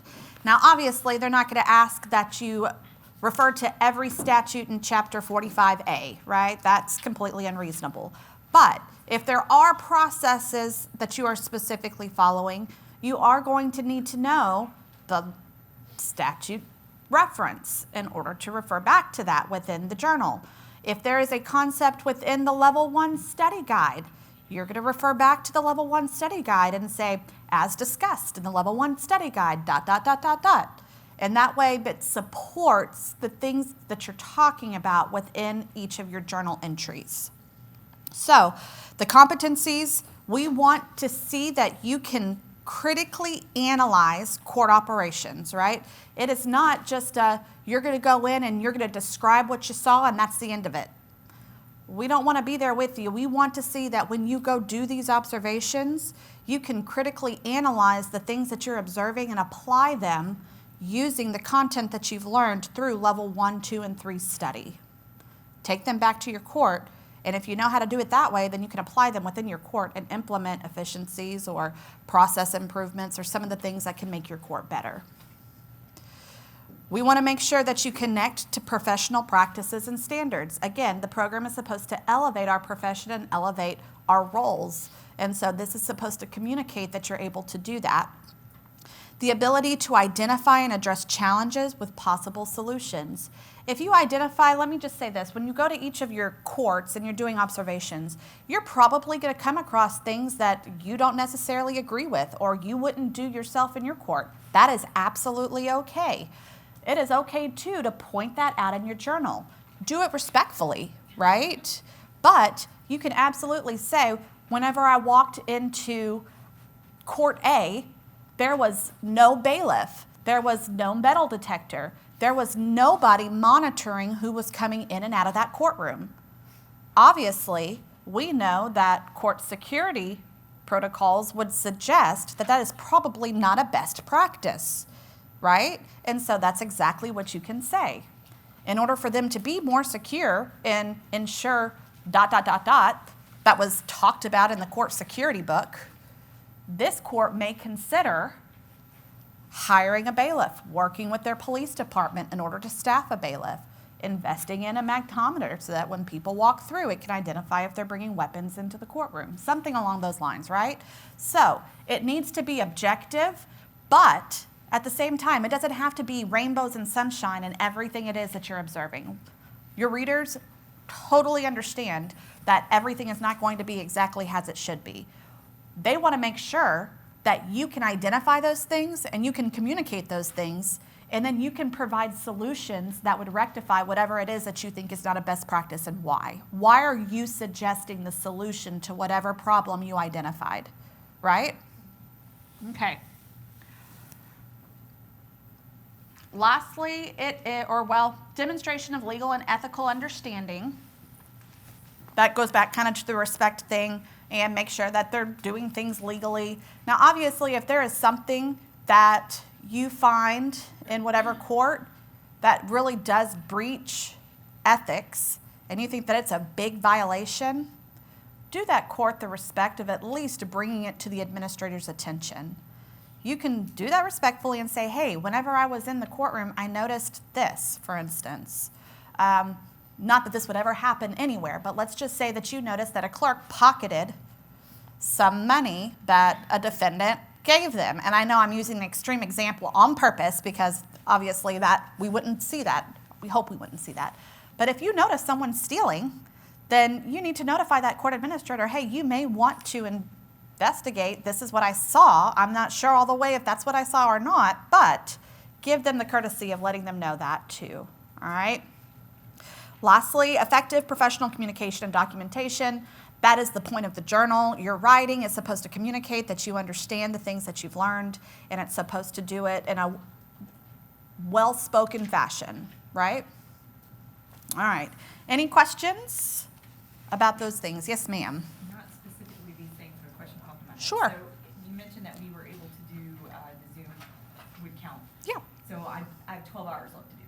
Mm-hmm. The weather is fixing to fall 8 of those away Monday. Mm-hmm. So if I did 4 or 5 different Zoom, different people sitting here, is my journal going to need to have every single one of those in there? Yes, Okay. they will. Okay. Oh, That so was that my would be question. like one for. That, if it's a different court, yeah, and you're focusing on those topics, you're going to want to be able to tie all of those back into whatever it is that you're focusing on. So those would probably need to be separate, separate entries. Good question. Yes, ma'am. I'll try and do those work further in there. But when you said tying it back to like level 1, level 2, they don't have to be actual like citations, right? We just have to be able to say that we're tying it back, or does it actually need to be like cited in this? I would suggest being as thorough as possible. So when you say, you don't have to say on page 27 of the level 1 court clerk study guide, but you should probably say within this section, whenever the level 1 study guide discussed KPSs and warrants, for instance, it referred to ... Now, generally, what may be easier is just to find the statutory reference and say, according to chapter 45A.302, a judge can offer deferred disposition for an offense, and that's what this judge did. Just something to tie back the support that shows that you understand what occurred within level 1 and 2. The bigger areas of focus is going to be the level 3 and the leadership and the study concepts through the books. But it does need to have references to level 1, level 2, if you're talking about processing and statutory references, stuff like that. Like, so I guess my question, like, do we actually have to do like formal citations, like at the like, footnotes and things like that? So how you choose to reference them, that's up to you. If you want to do formal footnotes, then absolutely, you can formalize them and reference them throughout your reading. If you want to cite something by just putting it in parentheses at the end of a sentence, you can say according to 45A, blah, blah, blah. Or you could even build it into the sentence. However you want to cite it, just make sure that it's cited. That's a good question. All right, anything else? Okay, moving on. All right, so we talked about those concepts that we identified through our courts, the different topics that we could use for our journals. Now we're going to actually apply those through a reading application. Everyone, you have read The Loudest Duck, right? You remember the ideas and the theories and the things that it talked about within it. So if you were to focus on some of the things that we highlighted in our word cloud, on the areas of focus that we wanted to focus on, what could you apply The Loudest Duck to? Start brainstorming on some of that so far. Oh, bam. Start brainstorming some of those things.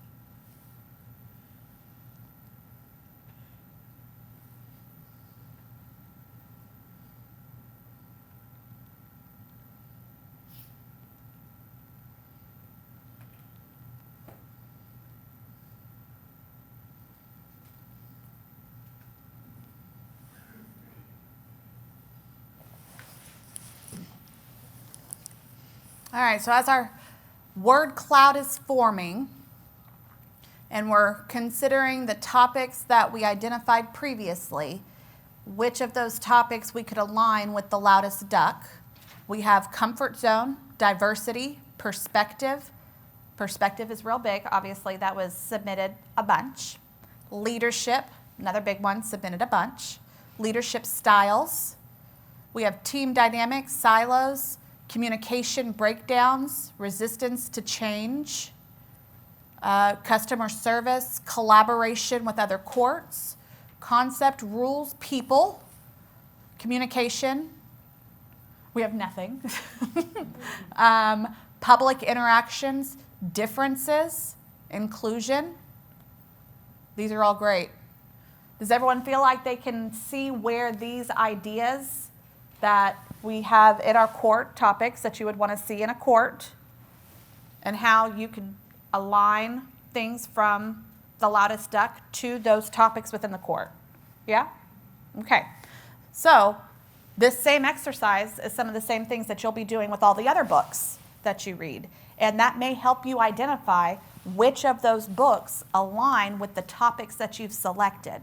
So if you have topics that align with 3 or 4 of those books, awesome. Those are the 3 or 4 books that you're going to reference within your journal. If you have topics that you've picked a book that you want to reference that has no relatable content to it, don't include it in your journal. Okay? All right, so with these in mind,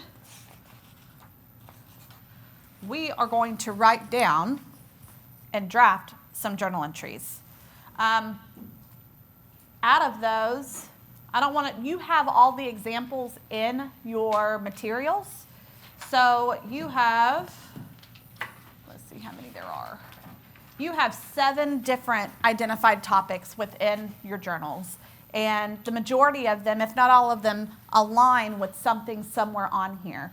So I'm so glad that y'all picked those because I couldn't figure out which ones they would be ahead of time. So I'm glad y'all figured that out. So we are going to pick, let's pick 3 of them. Which of those 3, breakdowns, resistance to change, leadership styles? I think leadership styles is one that y'all identified a bunch. So we'll definitely focus on number 3. Team dynamics, silos, customer service. I think I saw customer service, different variations of that. So maybe we do 5. Effectively managing conflict, decision making. Which of those do you think you want the 3rd one to be? Right now we have leadership, we have customer service, and throw one out there. Number 6, effectively managing conflict. All right, so we are going to write 3 separate journal entries based on leadership styles, customer service, and effectively managing conflict. Let's go to those. That's 3, 5, and 6. All right. So leadership styles. What are some of the concepts, before you look at the screen, what are some of the concepts from the loudest duck that you think you could identify that would highlight a leadership style or leadership in general?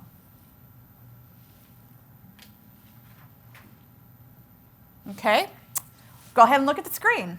Now, what are some of those loudest duck concepts that you think you could identify through the loudest duck? Adaptive leadership, Hanley! That is awesome, yes. Adaptive leadership, or maybe situational leadership across personality types.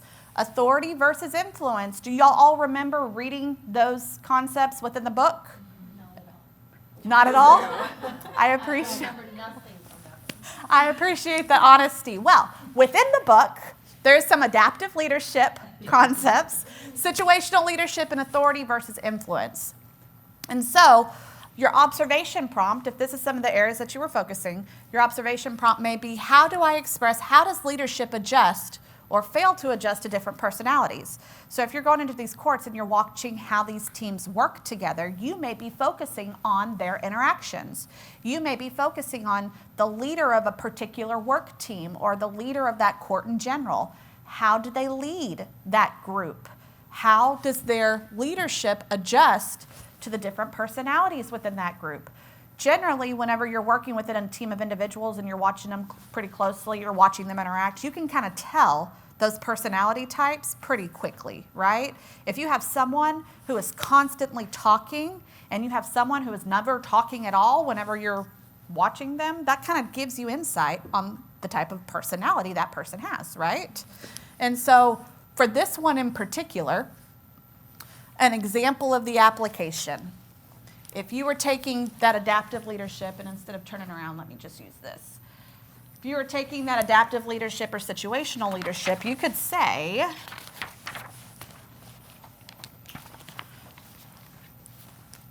when I went to the court, I observed a judge who led efficiently but did not adjust communication for staff members. So in your mind's eye, just envision sitting in the courtroom, you're watching the judge interact with different team members, and you notice that this judge, he didn't change his communication style based on the different team members that he was working with. Let's say he's working with multiple.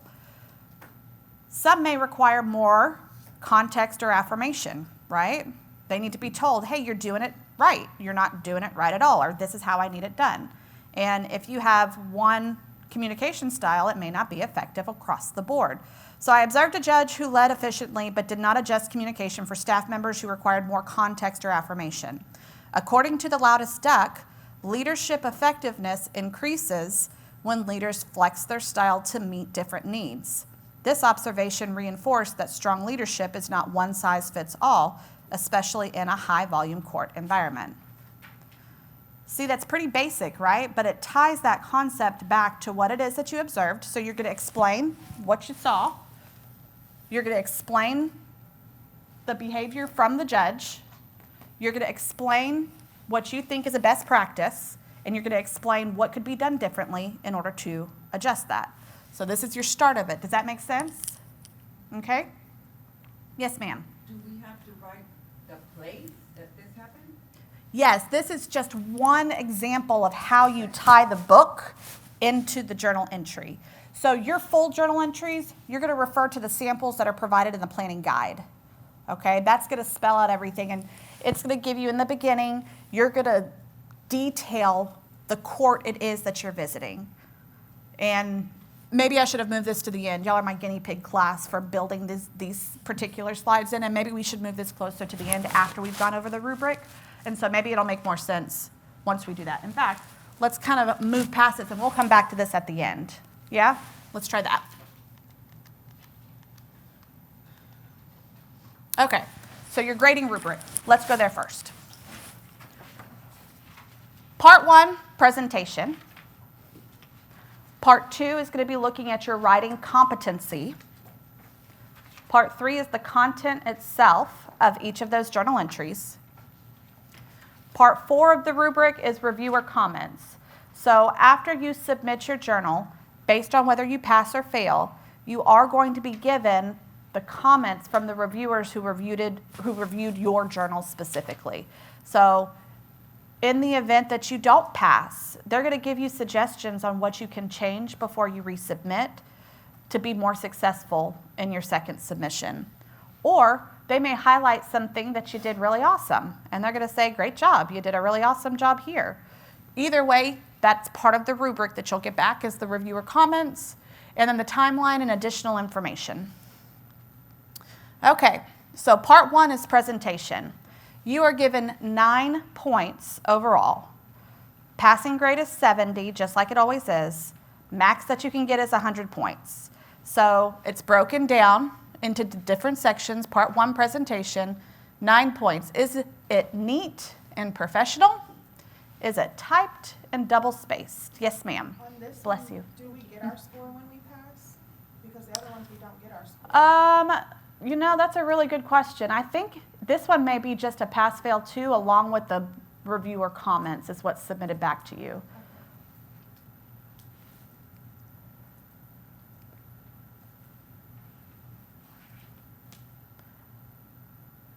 And I can double check on that, but I'm pretty sure it's pass-fail, and then the comments on what you did great and what you could have worked on differently. I'm just asking since we're talking Yeah, no. That's a great question to ask. We get asked that all the time, even with level 1 and level 2. Okay, so typed and double-spaced, neatness, professionalism. That's going to give you 9 points out the bat. Then 10 points are going to be awarded for proper use of grammar and proper use of punctuation and capitalization. So clearly, that's an easy 19 points off the bat. Use your tools to make sure that you are properly using grammar, that you have placed punctuation in the correct places, and that you've capitalized the things that need to be capitalized, because you do have points deducted if those are not as they should be, all right? And I'd hate for you to get things taken away when those are easy points. That's a good 19 easy breezy to collect. What y'all really want to focus on is going to be the content. And the content itself is worth 81 points. Each of these letters represent a 9-point category. So through each of these, they can be given 9, you can be awarded 9 points. For A, for instance, 9 points for B, 9 points for C, 9 points for D. First part, we've talked about this already, expresses accurate application of the law and proper municipal court procedures, referencing statutes and or level 1 and level 2 study guides. And I appreciate your question earlier. We've already talked about how those are cited. They just need to be cited. There's nothing specific that says how it needs to be done, just as long as you do. The second one, documents organizational structures and elements of court structure. So what does that mean? That means that you're going to talk to the person who's hosting you about how their court is set up. Who do they report to? How many different working teams do they have within the court? It may just be one, and that's absolutely okay. Where does the court report to? Does it report to the finance department? Does it report to the city manager directly? Is it led by the judge? All of them are different, and you're going to want to spell out what that looks like. You're also going to want to highlight the volume of the court it is that you're writing about. So you may say, I went to visit the Irving Municipal Court. They're a high-volume court in the North Texas region. You want to set some context because your reader doesn't know where you were, what you did, what you observed. Set the context so that if there's a challenge, maybe it's a challenge that's specific to the region. You can't highlight, though, that it's a region-specific challenge if you don't tell them what region you've been in, right? You can't talk about it being a high-volume court and the challenges of a high-volume court without having told them that's where you were. And you can specify the court that you're at. So you'll say, I went to the Irving Municipal Court. What you don't need to do, though, is specifically reference individuals. You can refer to titles and roles, but I would not suggest putting names in the journals that you're writing. Do you guys want the names of the courts? And I only ask that because a couple of the examples had Court A, Court B. I would suggest putting the name of the court. So I went to Irving Municipal Court, or, I mean, it's not a requirement. There's nothing that specifies that it has to, but it does provide the context of where they are. And if there isn't something that you've included as the background for it, the reader may already have some context and they may be able to apply some inferences without you having to connect the dots for them, if that makes sense. Yeah, okay. All right, you're going to also want to talk about, especially if you are talking about employee relations within your journal, you're going to want to really highlight what that structure looks like for those employees so that it will give them the context that they need as they're reading the background of what's happening. Okay? Then you're going to want to analyze proper court procedures and management issues. When I say proper court procedures, yes, that can be as basic as the deferred disposition process. That can be as complex as employee relations, having difficult conversations. Either way, you are going to want to analyze that. That's where that critical analysis is that we talked about earlier. This is going to be probably the meat of what each of your journal entries includes, right? Because the analysis needs to be thoughtful and thorough. You're going to want to describe case flow management, different ways, such as dockets, application of trial court standards, case disposition rates, and monitoring. all of that flows into the observations that you're doing anyway. So even if your focus is employee relations or something that's specific to people, you still have case flow management that you can refer to that has to do with the people that are managing case flow, right? And so make sure that you highlight and you learn about how do they flow their cases. If you have a case management system that uses queues and macros, are they paperless? Are they paperlight? Any of those details that can help support what it is that you're writing about, include those.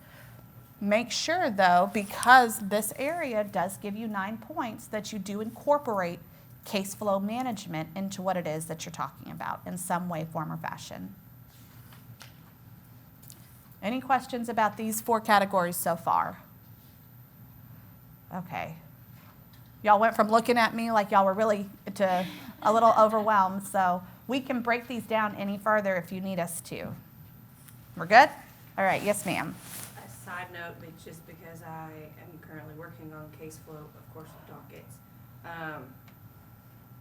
how I differenced it in different ones is I went to a smaller volume court who actually has Encode 9, but only uses it as in case of an emergency. So they still use shucks and paper jackets. Everything is still on paper.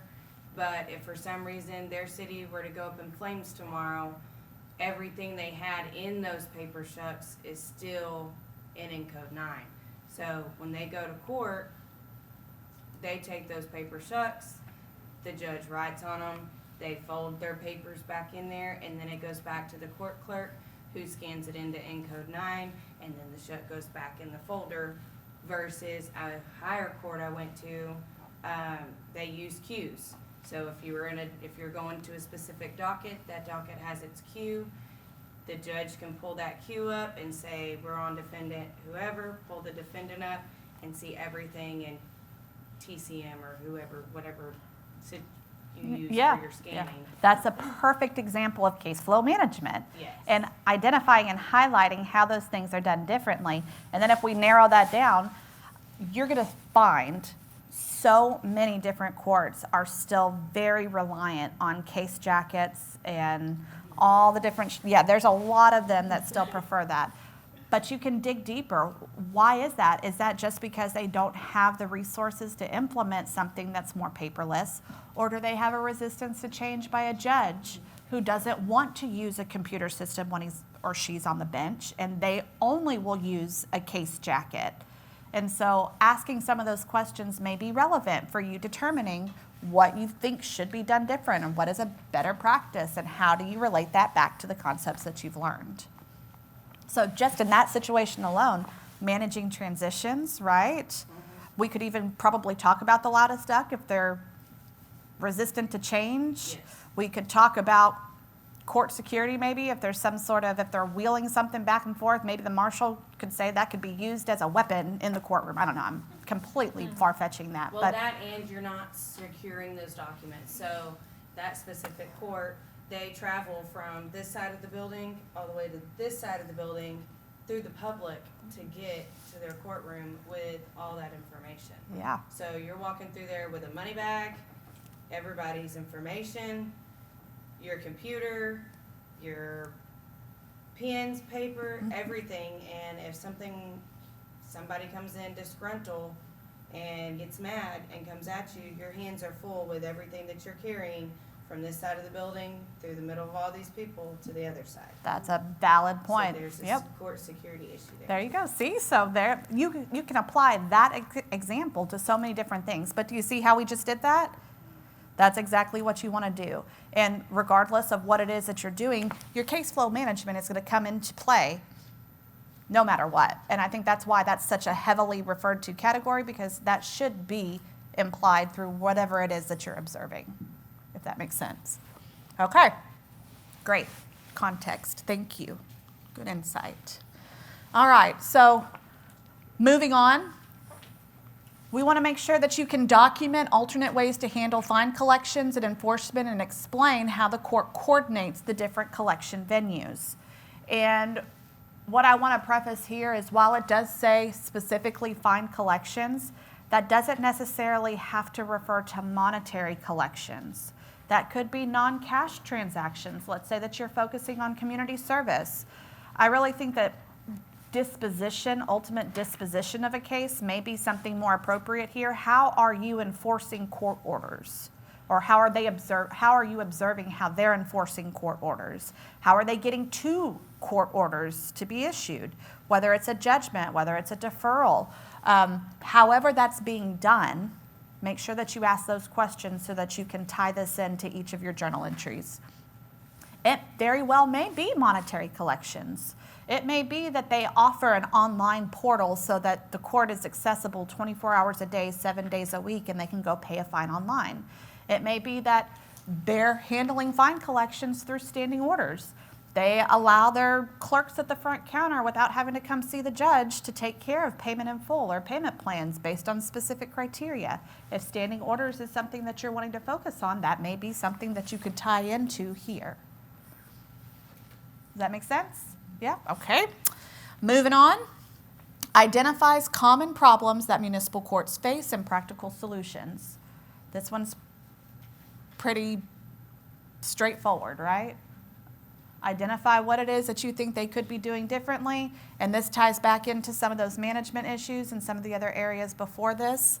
But you certainly want to identify the things that you saw going well, and it may be that they're doing something awesome, and you say, I really want to apply that to my court. I found that they're doing it this way. It is a best practice supported by whatever it is that I read, and now I'm going to go back to my court. I'm going to find out if we can do the same thing. It was really effective when I saw it in practice.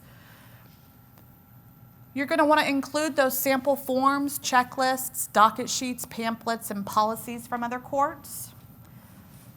Let me expand on this. Don't include every sample form, checklist, docket sheet, pamphlet, and policy that court has. Don't ask them for all of it. All that you need to do, yes, is get the items that relate back to the areas that you're observing, okay? So if you are not talking about deferred disposition at all, don't ask them for all their deferred disposition paperwork just so that you have paperwork to attach to the back of your journal. Make sure that it's relatable forms, checklists. Yes, ma'am.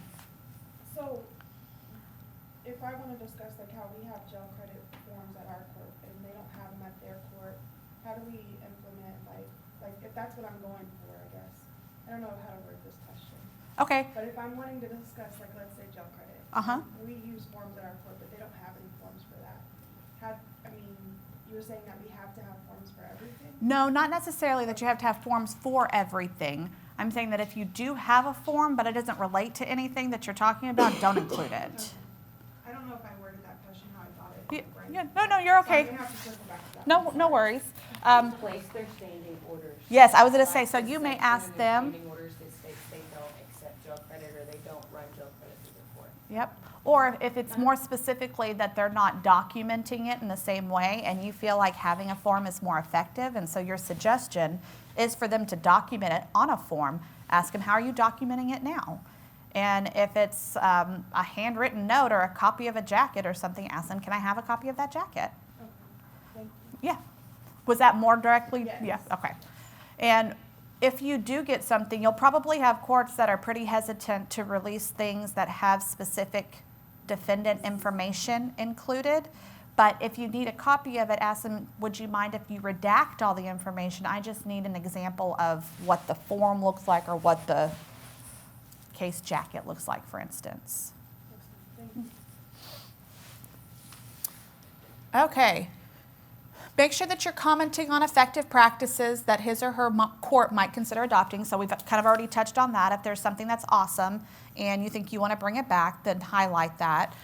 Keep in mind, this is a category that has 9 points associated with it. So if they are doing an absolutely horrible job and there's nothing that you think you could implement in your court, get creative. Okay? It may be that they greet every customer that comes in with a really bright smile and it makes them feel warm and welcome at the court.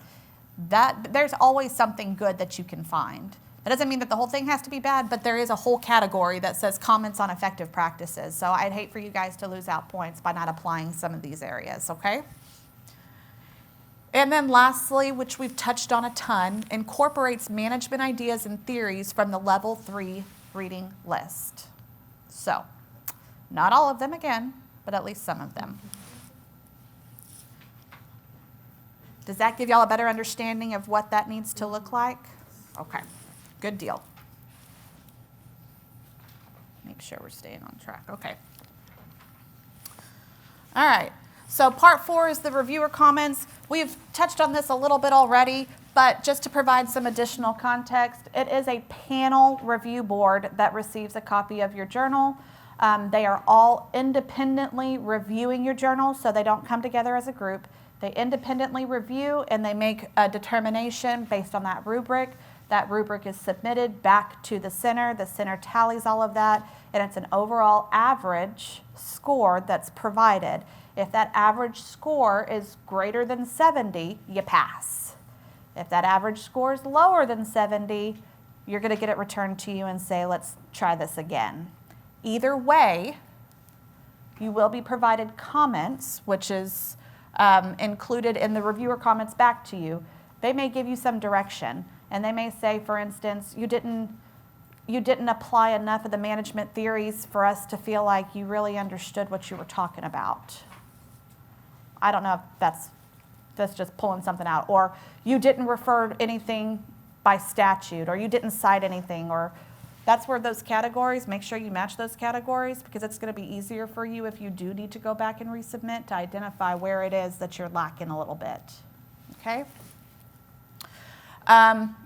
The purpose of it being independently reviewed is so that obviously each of them have their own separate opinion. They're not collectively deciding, and that you have more of a neutral understanding of what an average of your journal looks like. Do they know who else?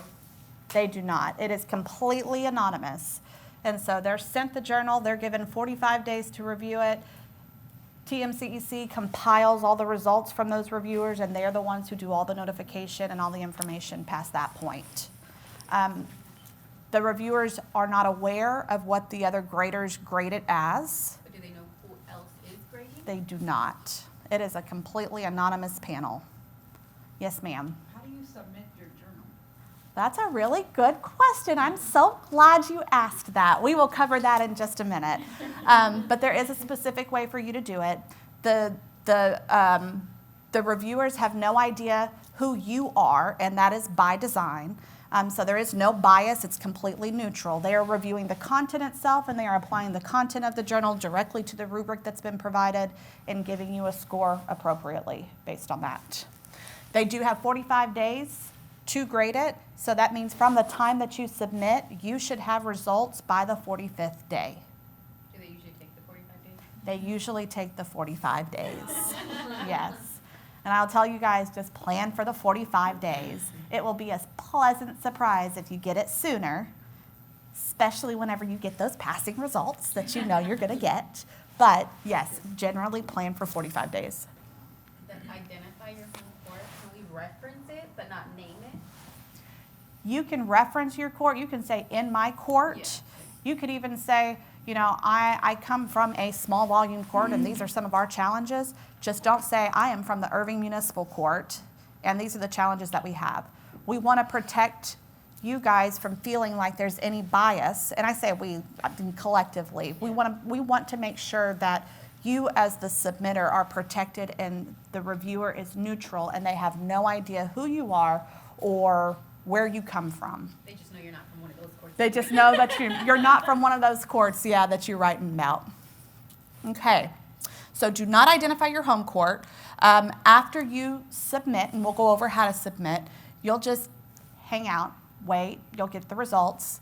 And after you get the results, just like with any other level, that does not mean that you are automatically level 3 certified. You have got to submit the application along with all of the supporting documentation. And you know that with level 3, there's obviously more requirements than there are with level 1 and 2. So you're going to want to make sure that you have your court admin. You're going to want to make sure that you have your level 3 assessment clinic, which you guys have successfully checked off now. You're going to want to make sure that you have proof of your other hours to submit up. You can use the same hours for your level 3 that you do for your level 1 and 2 in the event that they have not already expired, just like you do for your level 1 and 2. Okay? Yes, ma'am. Are they hours that have not been used for other things, or like the hours I used for my continuing education, 12 hours can be used for this? You can use the 12 hours towards this as long as it's within the correct time, yes. Yes, yes, yes. So your additional 28 hours though has to be, so for the physical year, so from October 1 to October So 1. observation hours is one thing. These are the education hours that come along with the submission. So it does not have to be within, they expire, what is it, Leandra, 2 years? 3 years. So you have 3 years to use those hours. So let's say that you are rocking and rolling through the program, you go to new clerks, and then within 3 years, you're achieving your level 3, you could use that same 40 hours from new clerks, as long as those have not expired towards your education requirement. Now, that, again, that's separate and aside from the observation hours, and chances are that you're probably not going to have the ability to get through level 1, 2, and all the requirements of level 3 by the time that you lose your 40-hour or your 20-hour, however long it is now. The hours, are they good from when you achieved it or from when you got the first certification? So it's from when the hours were done. Yep. So let's say, for instance, you go to court admin in June. I went to the new clerk seminar, not this past December, the previous December. So then those are going to be good for 3 years from December. 24? 24? 24, right? So you'll have until December of 27 to use your new clerks. And it's 40 hours? Your new clerks? I don't remember how long it is. The amount of hours that we... Oh, for your level, it's on the application. It's on the application. I believe it is 40 hours that you have to have of education. But I would refer back to that observation guide to know for sure. Okay. Remember with your journals too, these are your perspectives, right? These are things that are coming from you. So the reviewer is going to want to hear your voice. They want to hear it in your tone. They want to hear it from your point of view. Perspective is stating your ideas based on the facts known, right? So what you see is your perspective. Your perception is your understanding. And all of us have different colored lenses that we see through, right? And so your perception and your perspective is what needs to be applied within each of these journal entries, along with why is it important for you? If it's a court management issue, tell us the why behind why you think it's important. Maybe you feel like accessibility to the court is something that is really near and dear to your heart. Well, why? Why is that really near and dear to your heart? Sometimes putting that perspective back there and that perception, not only does it help you build that journal entry, but it provides that reader a better understanding of where it is that you're coming from and why you're applying those details, okay? We all know that perspective is colored by perception. So your personal perspective is going to result in meaningful and thoughtful journal entries, okay? All right, so let's talk about some tips for writing. We've kind of touched on these a lot already, but just to re-emphasize them so that you guys feel really confident and comfortable whenever you leave here to go write all of your wonderful journal entries. Tips for writing. Following proper rules of grammar, using the correct formatting, structuring sentence and paragraphs. Use paragraphs. It's not all one paragraph whenever you're writing a journal entry, right? Stop your idea, start your idea, make sure that you're indenting your paragraphs so that it's formatted correctly. Don't include slang terminology, obviously. Don't take after my lead, no profanity, nothing like that within your journal entry. If you wouldn't say it in a professional setting, then don't write it down in your professional paper. Okay? Remember that something expressed verbally isn't always the way that it should be written. And this comes back to making sure that you have someone at the end of you writing your journal, have them read it. Does it make sense to them? Maybe you need to reformat how you're saying it, or maybe your idea, good up here, not so good when it came out. And if they don't understand it, then it's probably something that you need to revise. Generally speaking, with professional writing, you're not going to include rhetorical questions. You're not going to include a lot of exclamation points. This is more formal than it is informal. So informal conversation, you may talk with a lot of exclamation marks. In fact, whenever I talk informally, I probably use way too many exclamation marks in how I say things. But in your professional writing, keep it professional, make it fact-driven, make sure that you're keeping in mind those points. Also, it's best with professional writing to keep it in first or third person, but try to stay away from second person. And everyone knows first, second, third person writing. Second person, when you say I, try to stay away from that, and more so say, the observation occurred when, I'm backing up from this point. And since you walked in, Landra, I'm going to put you on the spot too. Whenever writing about the journal and the observation itself, I think I included I visited. I absolutely did. You did too, yeah. I included that. So I think whenever you're writing your journal entry itself, I think it's okay to say, I visited the Irving Municipal Court and I observed these particular things. Now, maybe at the point that you've expressed what it is that you observed and you're going more so into the management theory portion of it, then you kind of stick to second or to first or third person. But I absolutely think that it's okay for you to refer to second person whenever you're talking about the observation itself.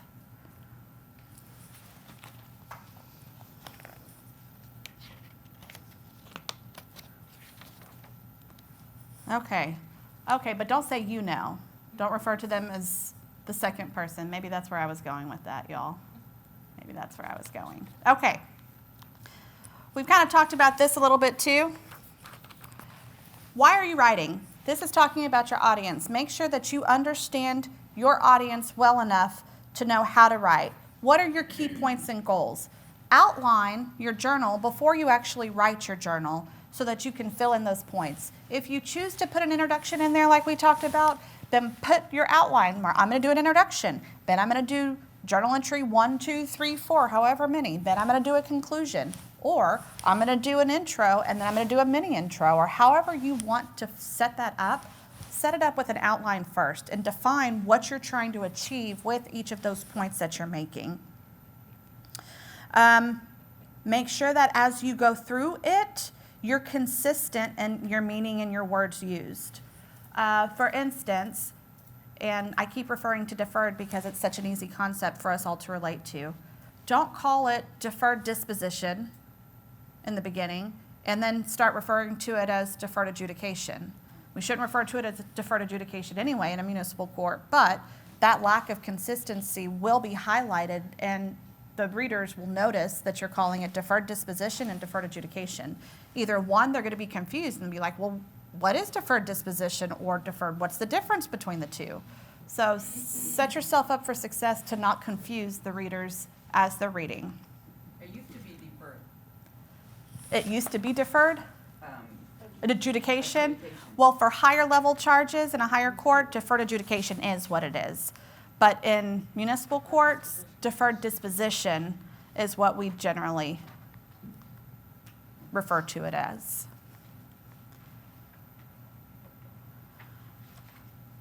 Also, I know that with some of us, especially those with a writing background, it may be more natural for us to be super wordy and flowy in our words and try to make it really descriptive. For this type of writing, clarity, comprehension, effective communication, and conciseness is probably going to be the best thing that you can do. You don't want them to get lost in you describing things like, I walked into the big red building, it had red doors, and as I went through, there was a beautiful archway. Unless there's something that's supporting it. It may be that if you walk in, you want to talk about the mural that's on the wall because it supports access to courts, and that's a topic that you're writing on. If it's relevant to what you're writing about, awesome. But if not, you don't need to make it this big, long, super descriptive, over-wordy journal entry, okay? We talked about holding the reader's attention. We talked about making sure that reading is a pleasure and not a chore. You don't want it to be so long that they get bored with it, but you don't want it to be too short that they don't get the context that they need in order to understand what you're saying. Okay? Any questions about that so far? No? Yes, ma'am. Okay, so, I'm old school, where when I would write papers, you have your paragraphs and this and that. So, like my boss, when she sent us something and it just irritated me because it was just like one long paragraph. We don't write like that anymore, right? I mean, that's not what you're looking for, what they're looking for. I would suggest writing in paragraphs, breaking it up and making it easier. Remember, the reader, as they're reading it, they want it. It needs to be a pleasure, not a chore. And if they have to break down your ideas because everything is in one long paragraph, but you've talked about 3 different things, for instance, that's going to be more difficult than it just flowing nicely. So I would stick to the way that you're used to writing, right? And I think that's probably more of a professional example of what writing should look like. I told her, I said, girl, what are you writing here? She goes, well, that's how we do it in college now. And I'm like, I didn't do that when I was in college, but I think that in our emails and stuff now, I am certainly a lot less formal. I don't write in paragraphs.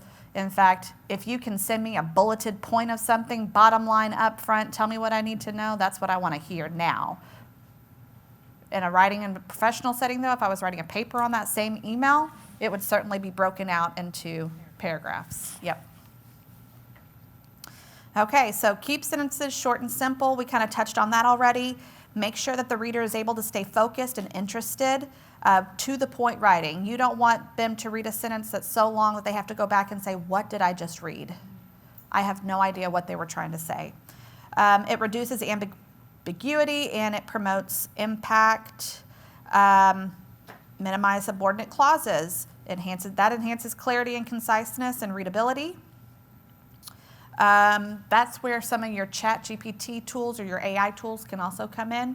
Because I know sometimes for those that write like that or talk like that normally, that's a little more difficult, especially if you're used to writing how you talk. So let them help you create a less wordy sentence. You can say, I know I want to say this. Help me make this more concise or clear. And that's still your sentence. And so again, be very careful with your AI tools, but use it as a tool and not it writing it for you. Avoid passive voice. Y'all know the difference between passive voice and active voice writing. Subject of the sentence is the receiver of the action rather than the doer of the action. Passive voice is less clear to understand. And then we've kind of already talked about some of these other things. Avoid jargon, spell out acronyms. Oh, and the other thing with acronyms, make sure when you're spelling them out, you're doing it correctly. For instance, if you're referring to TMCA, it's not the Texas Municipal Clerks Association. It is the Texas Municipal Courts Association. And so make sure that if you're going to refer to them, you're referring to them correctly. Know what you're referring to. Avoid overusing the same word. That's where maybe some of your thesauruses could come in if you need to. If you have a particular word like hard, they worked really hard. They worked hard in the courtroom. Find something else. They were really diligent in how they were working, or something along those lines. No one wants to read the same word over and over again. It's always useful to create a table of contents. That kind of sets the stage for the reader, lets the reader know what to expect, what they're looking at. Use headings. So if you're doing your journal entries, you can group them by, let's say that you went to the city of Irving and you went multiple times and you have different entries. You may have one subheading that is one date and another subheading that's another. Or you may choose to group them by concepts. One day you went to look at court security and the next day you went to look at budgeting. However you choose to group it, it just does help whenever the reader is looking at it because they know what to expect as they're moving forward. Avoid too many quotes. Just like in professional writing, the whole journal doesn't need to be quoted by somebody else. Whenever I went to the city of Irving, I spoke with the court administrator, and the court administrator told me, quote, you don't need all that. You can put that all together and summarize what it is that you're hearing. It doesn't have to be word for word. They're not going to be looking to see specifically what was said or not said. Okay? Questions about that? No? All right.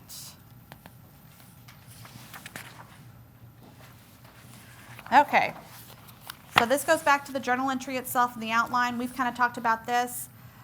There is no standard or template, so it's completely up to you. However you want your journal to look, that's how you should set it up. Just remember your audience and make sure that it's easy enough to follow, that they can flow through it without losing the meaning of the things that you're trying to communicate to the reader. So some of the suggested components, the table of contents like we talked about, the opening or the introduction like we talked about up here, the content itself, and then a closing. In your closing, what should the reader have gained from reading that journal by the time they've completed it? Does that match what you said they would get in your introduction going into it, right? Tie everything back together for that reader to remind them what it is that they heard, what it is that they saw, and what it is that you wanted to leave them with. Okay? Journal entry format. Again, this is a recommendation. The introduction, we talked about the basics of the place that you're visiting or observing. So the name, location, biographical information, and then you're going to elaborate. You're going to talk about the observation itself. Talk about what you were thinking and what you were feeling during that observation too. If it was something that you were concerned with, like I mentioned, it doesn't have to be rainbows and butterflies all the time. Talk about what it is that you were concerned with in a respectful way. Just make sure that the reader, you're taking that reader along to that observation with you. So it doesn't need to be every detail, but it does need to be the information that they need to see. Okay? We already went forward too much. We already talked about attachments a little bit. I think we've covered a lot of this throughout y'all's questions so far. All right, your sample journal entries, I told you that's Appendix B in your planning guide. So take a look at those. And then lastly, let's talk about how you submit the journal. You submit the journal completely electronically, okay? It's going to go to certification@tmcec.com. Get a red receipt. I would hate for you to think that you had sent it to never have been received, and then you wait 45 days without an answer, call, and then be so disappointed that your 45 days has just started all over again. Especially if you have deadlines within your journal that during that 45 days, they expired. And so be very diligent in what you're doing and make sure that you've requested a red receipt. 3 separate... Can we call just to make sure it has been received? You can absolutely call to make sure that it's received, but it's the easiest to make sure that there's a red receipt on there. That way you get it electronically. Your journal cover page should be one attachment. That's going to have your information on it so that they know who to refer back to. Your court observation verification form, or forms if you've had multiple, and then your journal copy. The journal copy is the one that doesn't have any cover sheets on it. It doesn't identify you at all, and that's what you're going to send as the 3rd attachment. Okay? Those 3 attachments get sent out. TMCEC coordinates who's reviewing it. They get that back within 45 days, and they do let you know it's either passing or failing. All right. All right, so y'all have made it through me almost all morning. Y'all now know all about court observations, all about journaling, what those journal entries need to look like. You got some stuff to work on. You have examples in your materials to refer back to. You should have a better understanding of how those level 3 books and the management theory should apply to the journal entries that you're completing and how to apply your level 1 and level 2 study up to this point to them as well. What questions did I not answer for y'all? No questions? Okay. But I think we did good. I just looked at our Slido and we don't have any Q&As in there either unless I missed them. So I think we are good to go, y'all. Alrighty, so y'all can go ahead and give Ms. Jennifer a round of applause for this.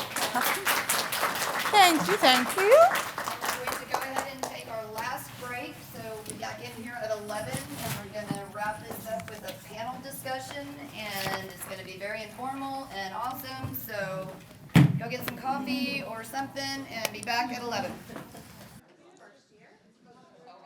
Okay. We are now approaching. Caw-caw! Hi. Hello. I'm really glad that somebody's listening. All right. The longer y'all push this out, the longer we all stay. So how we want this worked out. All right. So we are now in the last hour of our time together. And this is a completely different hour. We kind of came up with this idea a couple of years ago, and it was a really big success because it's very informal, as you can see, and y'all will be able to hear some, like, their experience and their journeys, and then they have questions or they can tell you anything that they think that would be helpful. And so this is a interactive, like, put your phones down, don't be trying to take a bunch of notes, and just actually sit in and be present. And we're gonna land this bird. So I'm gonna introduce to you. You've already been introduced to Miss Jennifer, but now I'm gonna introduce to you this other amazing lady. This is Landra Solonsky, and she has been employed with the City of Seguin as a municipal court administrator since 2008, and she's had over 18 years of experience in municipal court. She is the immediate past president now of the Texas Court Clerks Association and the treasurer for the Texas Municipal Courts Association. She's also a member of the Clerk Certification Program Committee. She obtained her Level 3 certification in 2012 and graduated from the ICM Court Management Program in 2016 as a certified court manager. Please welcome Landra Solonsky and Miss Jennifer again. And then y'all can Awesome. Good morning. I know y'all been doing this all week. We have a minute to go through and see where everybody's at. Absolutely. So just tell us where you're at in your process. And if you don't mind, tell us what your biggest fear is moving forward. Let's start at the back table. She just turned around like I wasn't talking to her.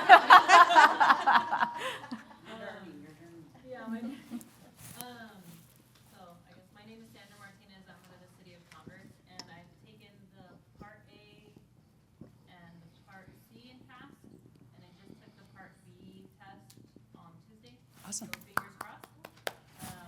I haven't done the observations yet, but it's kind of difficult with my city trying to get away.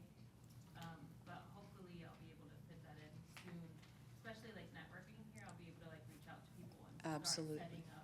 Well, and you're in Converse, so you've got a whole family of us right there. Seguin, right. So, Shirt, Cibolo, Seguin, all of us are right there. So what about your partner? Yes, sir. Hi. Hi, I'm Ricardo Bautista. I'm the court administrator for the City of Fair Oaks Ranch. I'm pretty sure you heard about me. I have heard about you. Oh, is that a good thing? Yeah. Ah, good. But no, I'm just really getting started. I just wanted to get the feel of everybody's journey and see what issues they come up with or experiences they've had with going through this process. So I'm just starting. Okay, so brand new. All right. Yes, ma'am. Suzanne Farr with Mountain Enterprise. I'm the court administrator. And I'm very new to this. I've just started it. Just kind of was on the fence, but now I really feel like this is something I'd like to do for my, career path. Well, good. Welcome. And whenever you get a chance, if you don't go to TCCA conferences, talk to Suzanne. She was just at our conference, and it was pretty awesome, right? Yeah. Yes, ma'am. Melissa Davis, I'm with the city of Wiley, I'm the juvenile case manager there. I'm just starting, I've read one book, I haven't taken any tests, I haven't done anything else, so, this has been really interesting, I've got a lot of information. That's great. Jennifer Chestnut, I'm the new court administrator for the city of Alvarado. And I've passed Part A, halfway through the books of Part B. No observations, and I'm terrified. So that's your biggest fear. See, that was, and we'll talk about it, but it's the most fun. It's so fun. Next table. My name is Angelica Gonzalez. I'm with the city of Live Oak. I am court administrator there. This is the beginning of my level 3 journey. I have not tested or read any books yet. Okay. I'm Stacy Froschner. I'm with the city of Missouri City. I know my tax is something different. That's just because I transitioned a week ago. Oh, congratulations. Brand new to Missouri City, huh? I started this process a while back, but last year I got snowed out and wasn't able to go. So I am testing in Galveston in February. I've done some observations. I'm going to finish the rest. I am most nervous for some reason about the journal itself. Okay. Okay. Melissa Perez, City of League City, Deputy Court Clerk. I've tested and I read the books, but I just tested on Tuesday. I fear the journal. No, I'm sensing a theme at the back of the room. So, yes, ma'am. Either one of you. Well, my name is Sandra Rodriguez. I'm the court administrator for the city of Killeen. I just tested A and B this time around, and I haven't done any journals or anything, but my biggest fear is failing and the journal. Okay. Hi, I'm the assistant court administrator. My name is Tatiana, for the city of Killeen, so I'm Okay. number 2. I took all 3 parts on Tuesday for level 3. I told her in June that I wanted to do it, but it got really serious here like a month ago. I decided I was going to take it this time around, and so I read all the books in a month. Oh, wow. Wow. I was studying down pat. I'm really excited about this journey, and my fear is really irrational. It's going to sound crazy. I don't fear the journal. I don't fear the observations. I'm really excited for all that. I just fear going to the bigger courts because I don't like driving. I don't want to go into the big cities. I'm so scared. That's a legit Fair enough. fear. Yes, It's a fair legit enough. fear. Yes, ma'am. Hi, I'm Lacey Lewis from Longview, court compliance specialist. I started last January. I've passed A and C, took B for the second time Tuesday morning. Fingers crossed.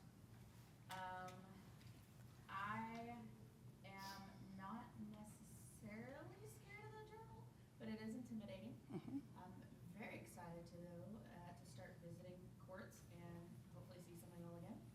And see y'all again in Conroe for the administrator's clinic. Nice. Awesome. Awesome. Very good. Yes, ma'am. My name is Miracle. I'm with the city of Waller. This is my starting point. I wanted to start here to know where I want to go next, kind of like plan it out for myself and meet other people to get their ideas on how the journey has been for them. I'm fearful for taking the test. I don't like failing, so I don't like taking stuff more than once. So that's my biggest thing. I think I'm pretty interested in the journals. I'm not as scared, especially after it's her explaining everything. But yeah, the test would probably be my fear. Understandable. Hi, I'm Tammy Clark from Irving. I'm one of the senior clerks. I wanted to take on this journey because to further my knowledge from within the municipal court. And coming here has boosted that confidence of going forward with it. The only thing I'm fearful of is the journal. And you're blessed because you have a huge support system. Yes, You really do. Yes, ma'am. Hello, everyone. I'm Natalie. I'm the juvenile case manager for City of Cedar Hill. We're a mid-sized court if anyone wants to visit us. We're right below Dallas. And traffic is not bad at all. Just saying. Sell it, We're girl. easy to get to. Yes. My biggest a lot of reading to do for the year because I'm pursuing my master's right now as well. That's awesome. So I have a big stack of books on my nightstand right now. It's big, and it doesn't help that I took another big stack from Pat as well. So I have 2 big stacks. So I'm looking forward to it, but a little nervous about getting I through sense all of it. overachiever Yeah, over here no at this doubt. table. Right, right. Yes, ma'am. Sue Ellen from the City of Jonestown Municipal Court.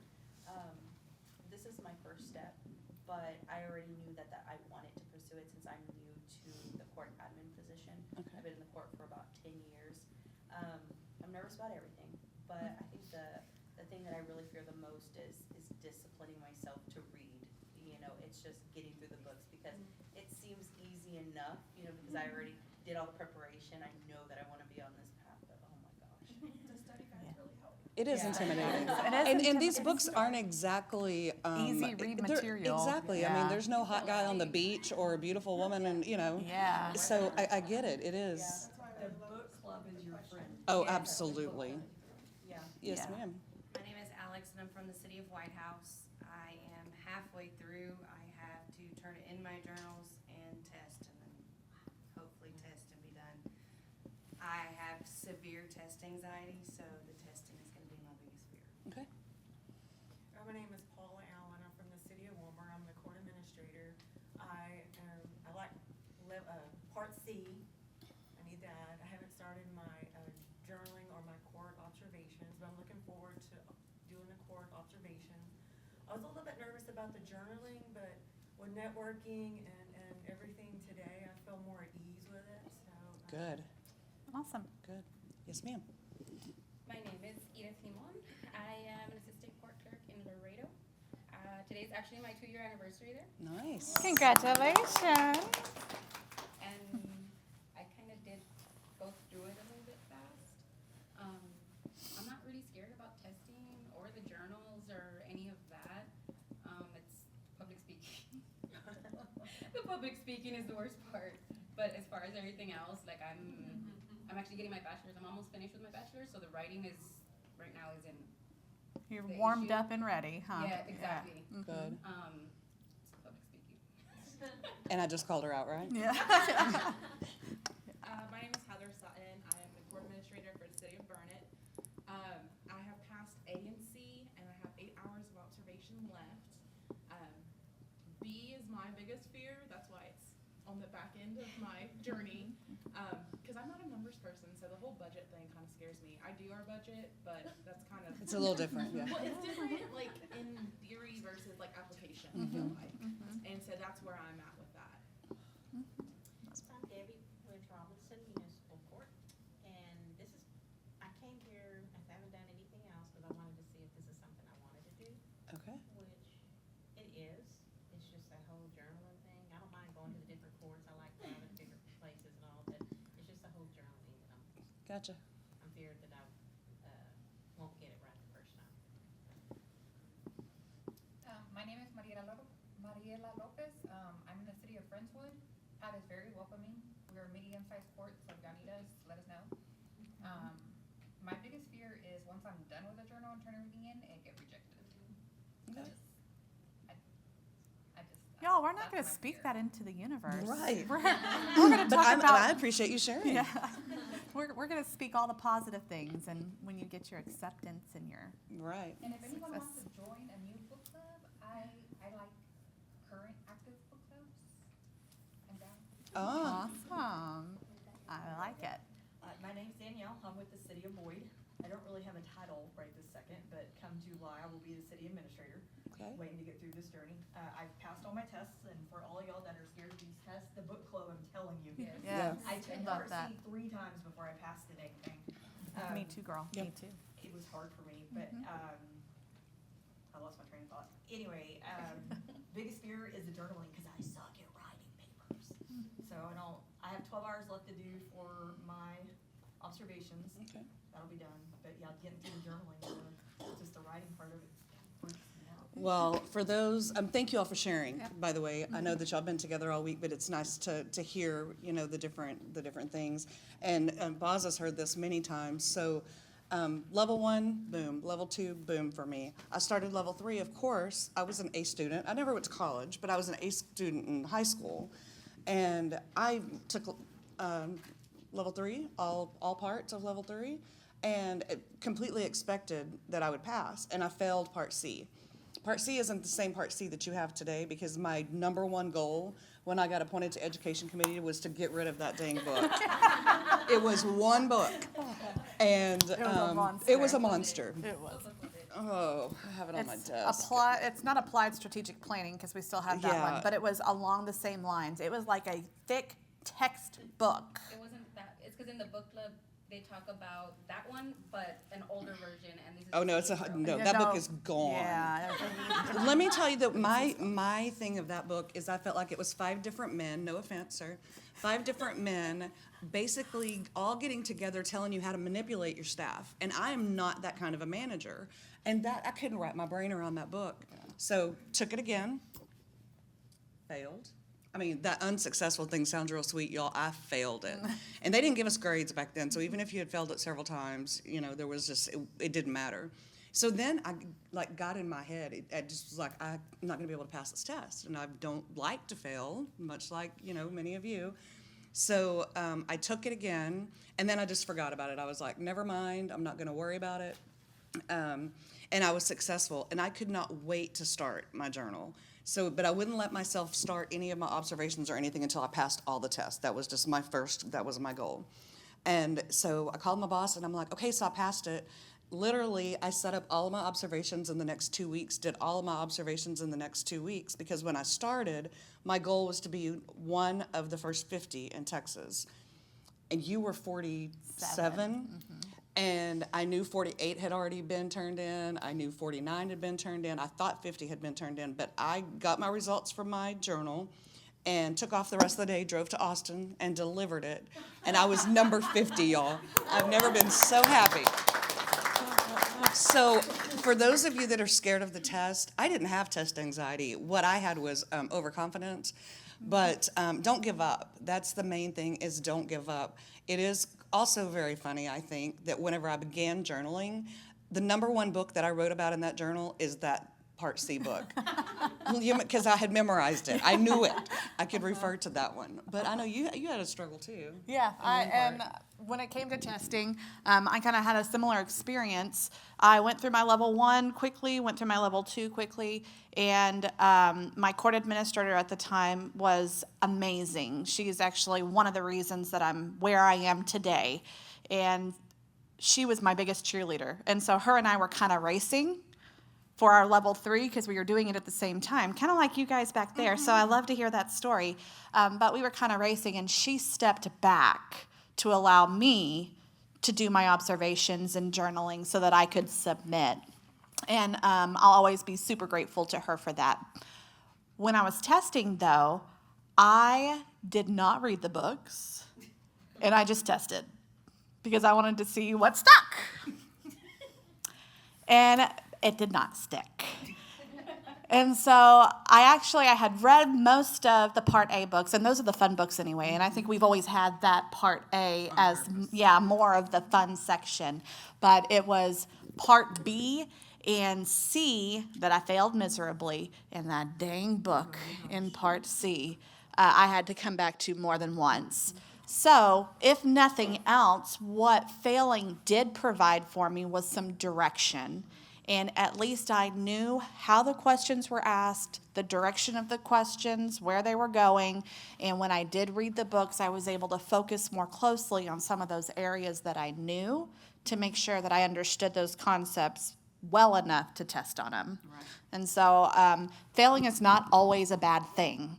I think that we look at it negatively, but really that just is one more step closer to doing better next time. That's right. Yeah, and so then from there, I loved the observation. I also did all of mine in 2 weeks. I scheduled them all out and went to all of my courts. I mentioned to you guys already that I went to the city of Austin and was totally blown away by the enormousness. Is this when they still had the mail room in the top?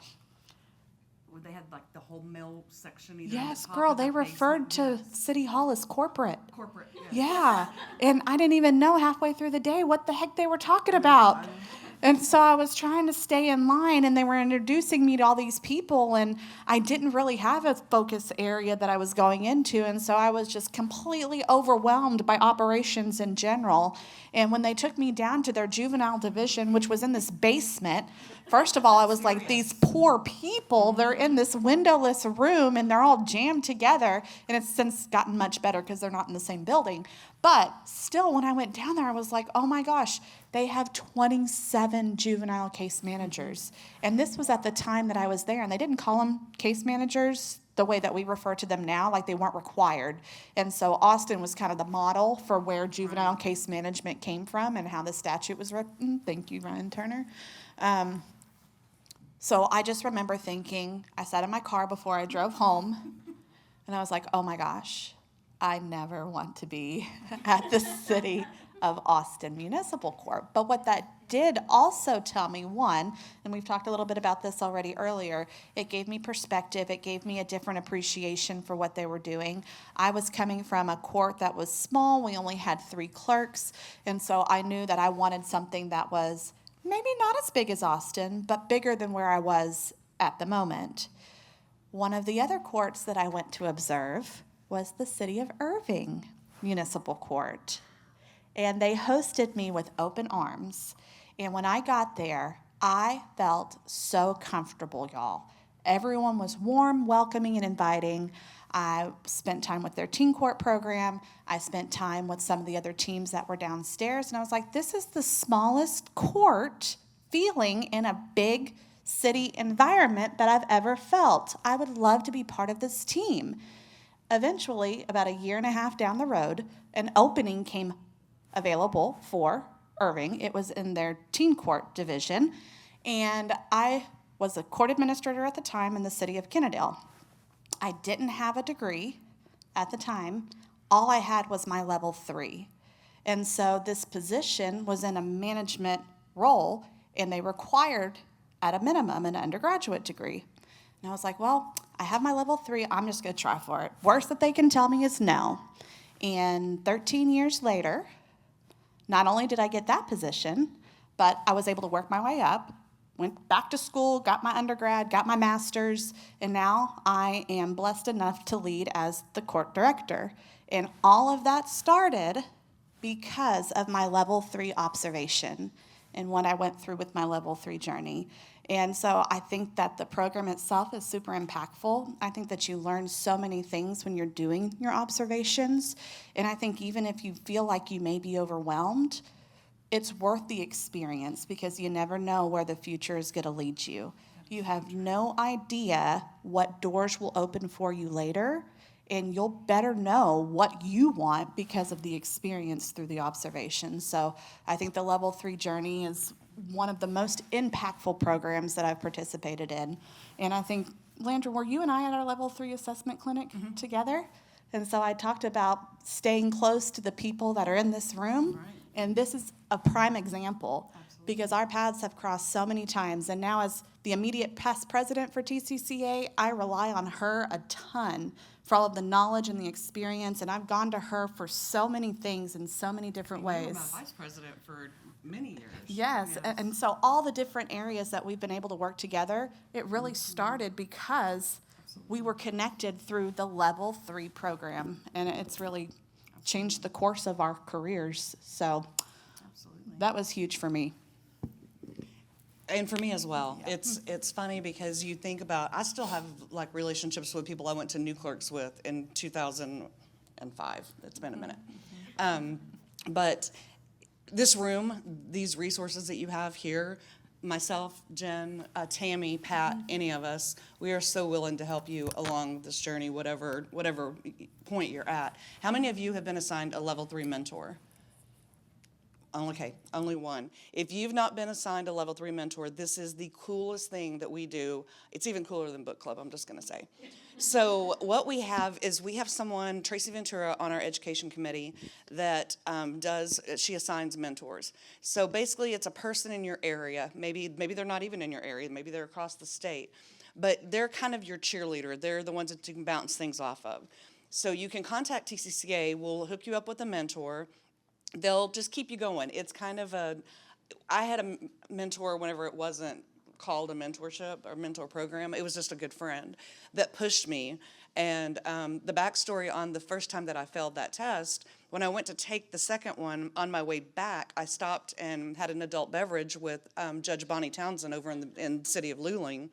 And as a result of me not passing that test the first time, I was in Austin taking it the second time, I met my husband. So now, not only did I fall in love and decide to get married again and do all these crazy things and move to a different city, I'm still trying to work on my level 3, right? Well, the wedding just kind of took over, and Bonnie kept asking me, when are you gonna finish? You know, when are you gonna finish taking that test? And I'm like, I'm gonna do it right after the wedding. Well, the story goes, Bonnie was a judge, so she married us. She performed our ceremony. 5 minutes after we said I do, Bonnie walked up and said, "You have no excuse." So she pushed me, and I'm glad that she did. I was gonna finish. It's just that I was having fun, and we were traveling, we were doing all the things, and she encouraged me. She was rude about it, but she pushed me. But you need somebody in your life, and if you don't want a mentor outside your court, maybe it's somebody in your family. Maybe you share this with your spouse or your parent or a sibling, somebody in your family that can remind you that this is important. You have to take time for yourself sometimes, and this is bettering you. It's going to make your court a better place, and the opportunities that it could avail to you in the future are endless. So the other thing about level 3 is that if you've not had an opportunity to go through the ICM program, like the Certified Court Manager program, we're going through the Certified Court Executive program right now. Level 3 is a stepping stone for that. So usually what they do is they pick the cream of the crop, and that's the newest crop of level 3s. So keep that in mind, because that's your next step. That's a national certification. Through TMCEC, it's an awesome experience. It's an awesome program. The first one took us 3 years to go through, and then there's no test. That's the greatest part. It's kind of a room like this, and you just get all, it's just a back and forth. It's very interactive. But think about that as you go through this journey. This does not have to be your final step. It can be if you want it to be. But mainly, don't give up, and don't forget about those mentors. Everybody, even if you just want somebody to say, let me bounce this idea off of you, or what you want to write about with your journal. I liked what Boss said about the outline whenever you begin your journal. I focused on safety because safety and security in my court was lacking. And so I thought if I could write about it and my boss could read what I wrote and compare to other courts, it might help. And it did. But it was nice because I knew that going in, that's what I wanted to focus on. And so it made it easy for me to ask the same questions to every court, and then it gave me something to compare. So it's kind of hard to go in and say, well, I want to talk about security with this court, but then I want to talk about HR issues with this court, because it's hard to kind of wrap it all up in the end. So pick your top 3 or 4 or 5, and that gives you some flow to your journal. I think once you write your first entry, the rest of it just flows. It really does. What was your focus in your journal? I can't remember. Honestly, I don't remember. I don't remember. I was trying to get through it quickly, and unfortunately, I don't have a copy of it to even look back to. I had printed it, and this was back when, before you could submit it electronically, you had to physically print 3 copies of it, and you had to separate them out, and they had to go through the mail. So when she says she hand delivered it down to TMCEC, yeah, it was basically you put it in the mail and you hoped and prayed that it got there. Yes. And so then you'd call a little while later and say, hey, I sent my journal in, did you get it? And then you're just waiting for that time to tick down for you to know if you were successful or not. Mm-hmm. And I think for those who are nervous about the journaling, don't be. Just write. And after you get done writing, go back and check all these things and do all the things that we talked about. But once you start, it's going to flow. It really will. Yep, it's just going to come out. And, we talked about having those focus areas, but I think it's important to remember, too, you're really not going to know exactly what you want until after that first observation. I would agree with that. Yeah, I think that even if you identify, oh, these things seem so interesting to me, you may walk into your first court and be like, okay, scratch all of those things. I want to focus on these things instead. And that is absolutely okay. There is nothing that's set in stone. Now, after you do that first one, then you want to stick to those, whenever you're going and visiting the other ones. But the observation experience was one of the most fulfilling things that I think I've done in my career. Yeah. And I think, too, one thing to mention, whenever you do achieve your level 3, for those of you that are TCCA members, one of the benefits is that we make a presentation to your city council on your behalf, highlighting how blessed they are to have such a professional, elevated person serving their community. What a benefit it is to the community that you're serving because of your level of certification and because of all of the benefit that you're bringing to their city. And I think that we as courts sometimes get overlooked because they're like, oh, it's the court. We can't really do much with them. We can't make many of the rules for them, so we're just going to leave them alone. And in some sense, that's great because, no news is good news. But at the same time, we want to highlight all of the amazing things that our team members are doing. And so this is just one additional avenue to get our names out there and to get our profession out there. I don't know how many of you struggle to get your court clerk salaries at the same level that you would anyone else because they don't really know what court clerks do. They just take payments. No, there is so much more to it than what we do, that it's not just taking payments. And you have to have that FaceTime with them in order for them to see the complexities. And so just know that that's another benefit. Reach out to us and we're happy to do it. We love doing it. It's one of my favorite things to do. So let's talk about a bad experience in an observation. I'm going to share mine because this is a safe place. So I'm sure that they've already told you, make sure that the courts are, agreeable for you to come, have, expectations that they will give you information, they will let you sit with the clerks, they will just make sure that they're ready to receive you. I went to a small court and everyone knew I was coming, but I wasn't prepared for what I saw. And I'll just share the brief story. So the court that I visited had a judge that had a serious medical condition, and he was no longer verbal. It wasn't a stroke, it was something that had affected his vocal cords, so he could not speak. I went to observe a jury trial. I didn't know that this judge had this challenge. It was also interesting when I walked in, the clerk of the court was also the clerk of the police department.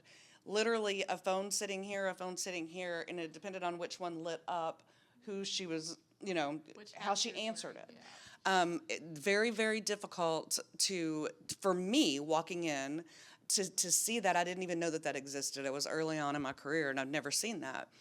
So we go over to the jury place that we're doing jury trials, which was actually a JP's office because the city did not have a courtroom. They were very small. And their council chambers weren't big enough to hold us. So we go over, we borrow a courtroom from the JP. I'm really intrigued at this point. I put my notebook down. I'm like, how are we going to do a jury trial with a judge that can't speak? The clerk, obviously they'd worked together long enough that she could, I guess, read his mind, or a couple of grunts meant something. It was very awkward because I was trying to find myself, how do I ask a question? He can't communicate. She's going to have to answer.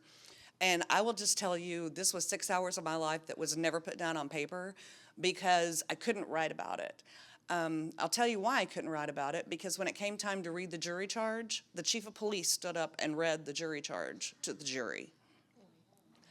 I was like, I felt like I was going to jail just being there. It was like there were so many things wrong with what was happening.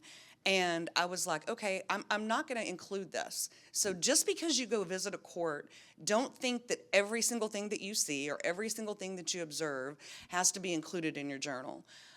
If it's something negative and or something that concerns you and you can put a spin on it, or make a suggestion or compare it how you do it in your court compared to how they do it, maybe as a professional suggestion in your journal, I would never in a million years have stood up to that judge and said, you cannot do this, everything that you're doing is wrong. I thank them for their time, I thank them for allowing me to observe, and I left and I never looked back. Just know that probably in today's times with the structure that we have in place and the courts agreeing to let you come, things like that, we pretty much know what to expect. But know that there may be something that you can't write about, or you choose not to write about, or you're not comfortable writing about. And that's okay. You don't have to include every single thing that you observe. So yeah, that was my horror story. Yeah, that's a good point. One thing that I probably should mention too, and something that you should include. So we had someone who was supposed to be coming to observe our court last year, and the day before she came, we had a tornado come through. And it hit one of our buildings. And while it wasn't our criminal justice center where the court is housed, it was just a little further down the street. And so there were downed power lines. I had marshals working traffic control.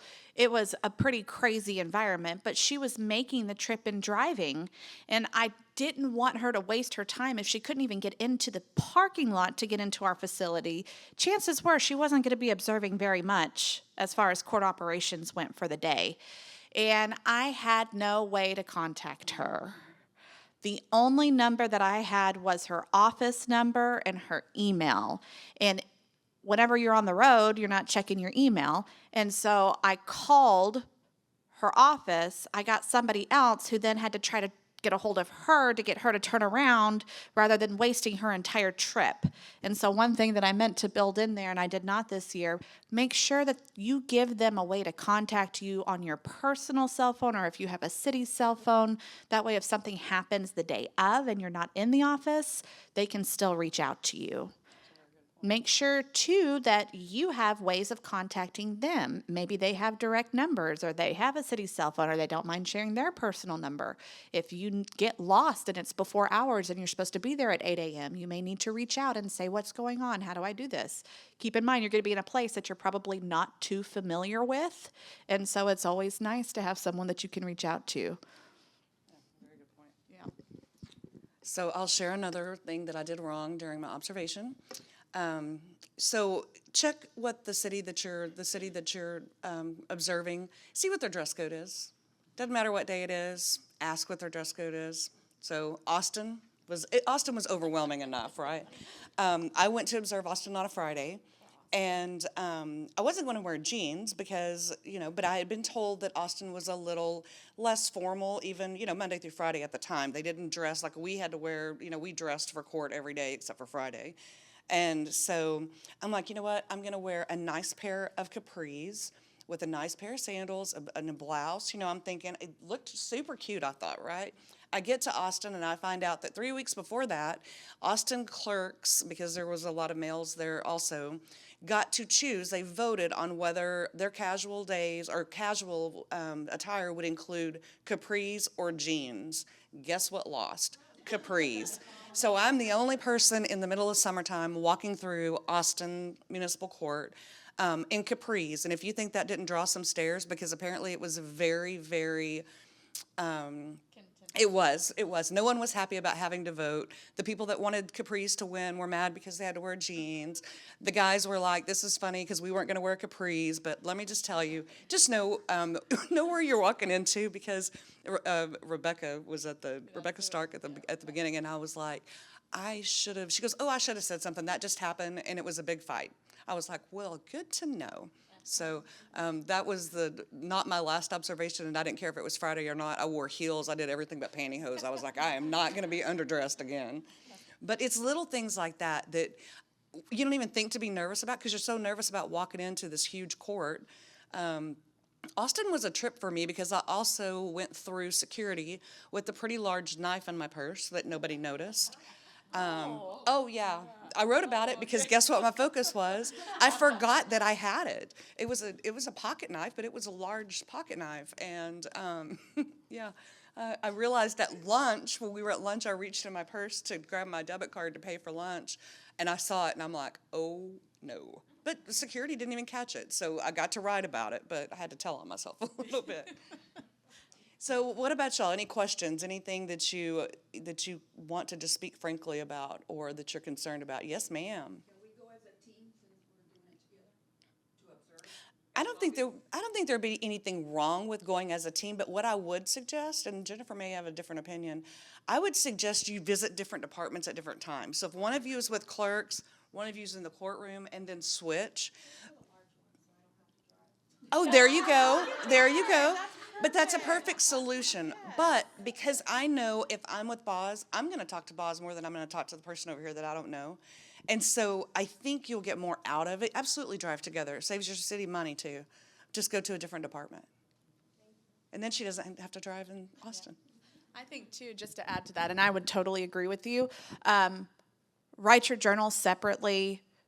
I would not share your observations until after you've written your journal entry at least. That way you don't have to worry about your journal entries being too similar. And I think that because I learned from Landra, and if Landra hears something that I thought about or an insight that I took, I think we are just more prone to saying, oh, this is a journal entry, and we'll wrap it up. Oh, top secret, super secret. No, but I think that's a great idea to go together, and I think that certainly solves that problem. Now, y'all gonna for sure. go racing? Is there I'm wondering that too. I received my level 1 in 2012 and my level 2 in 2017. And then I ended up retiring in Round Rock. Okay. And then you came back to Colleen. Yeah. Became the administrator and called me up and told me, hey, you want to come as my assistant? And I said, sure, let me apply. Because I was a truancy officer at a high school. Oh, bless your heart. Yeah. Yes. Yes, thank you. Uh-huh. So then I came back 3 years ago. Okay. Because Luveda had Laveda Posey, yes, I remember Laveda. And Jamie moved on too. Yeah, she was around for a long time before. Yep, I remember all those things. And it's amazing too, again, back to the people that have gone on the journey before you. And it's almost like they live in infamy. Yep, you look at that list and the numbers that are there and you're like, wow, I'm on this list too. What was Elaine, number 6? Elaine Brown was number 6. We just pinned her at conference last year. She's been retired for a lot of years. Elaine Brown was in Katy. And if anyone knew Elaine, she was the best sharer, crier, sharer some more. But of all the good things, like she had an amazing amount of knowledge, but she would have given you the shirt off her back. She was the sweetest lady, and she retired. And for those who had worked with her for a long time, it's almost like we lost a best friend because she wasn't around as much anymore. And so when we got to pin her last year at conference, it was such a special experience because she's been retired for as long as she has. But yeah, she was number 6. Or something like that. I think when you look at that list, it truly is a list of mentors that have come before you and have really invested in your career. And that's going to be all of you one day, if that's what you choose to do and carry forward the legacy of what we do and why we do it. And that's why it's so important. And it's such a special place to be. And so if nothing else, just know how commendable it is for all of you to be here and for all of you to be tackling this professional journey, because it is absolutely worth it. It is absolutely worth it. Any other questions? Anybody at the back table? No other questions? How many of you have your city's offer certification pay? A few of you. And the rest of you don't offer certification pay, so you're doing this just because you want something professional development. Oh, y'all do? No, that's okay.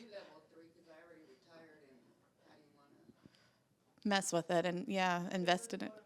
I love that. How many of you have a supervisor who's super supportive of what you're doing? The majority of you. And how many of you have a supervisor who is not, and you're kind of having to do your own thing on your own time?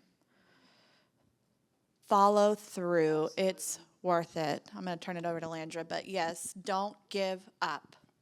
I will say to you that do not have a lot of support from your supervisor. Let us be your support. Let people in this room be your support. You are not the first, and you will not be the last that their cities didn't support. Y'all heard from Tammy Odom earlier this week, correct? So, Tammy, if she minds, she'll have to get over it. Tammy did not, she worked for a small city, and they did not support her certification journey at all. Tammy was on the board of TCCA. They were fine with her being on the board, but they were not going to pay her to be off. They were not going to pay for anything to do with it. So in order for her to be on the board, to do all the things that she did with TCCA, to serve on the education committee, and to get her certification, she took vacation time. She paid for her exams out of her own pocket. She did it all on her own without anybody supporting her, except for those of us that knew her. She was very, very private about it. But that was tough. It wasn't cheap. She did it on her own. She never got to go on vacation because all of her vacation days were spent either coming here for training or for teaching. I mean, they didn't even support her teaching, so she took vacation to teach. So it's your level of dedication that will get you through. Like I said, it's unfortunate that supervisors sometimes are not as supportive as we would like for them to be, but just know that there's an opportunity down the road. There's another supervisor that'll come in, or somebody else that will absolutely value you in a way that your current supervisor may not. But it doesn't take away from you. Just like I said, let us be your cheerleaders. Let us be your people. Call us if you need us. We will be there. Doesn't matter. That's the great thing about technology. We can jump on a Zoom. We can do all sorts of things to support each other. And we be completely across the state. Yes, ma'am. I just want to speak to that too, because like my current supervisor is not unsupportive, but they're not really invested. It's just like, okay, yeah, go ahead. But my previous supervisor at my last city, Patty, Yes. she is super supportive, so it doesn't even necessarily have to be like your current supervisor. Like it can be Absolutely, or any person in your life. I mean, anyone. I've been very blessed, as has Boz. We've had supervisors that were very encouraging. My supervisor loves it because she's over like purchasing and finance and a bunch of other things, and they don't do certifications, and and so she loves it. Every time somebody gets anything in municipal court, in my court, they're all about it. They make a huge deal about it. I have a clerk right now that is working on her level 3, and she's tested twice, and she's only testing parts. And I keep telling her, girl, just go see what's on the whole thing. She's like, no, I want to do it in parts. I'm like, okay.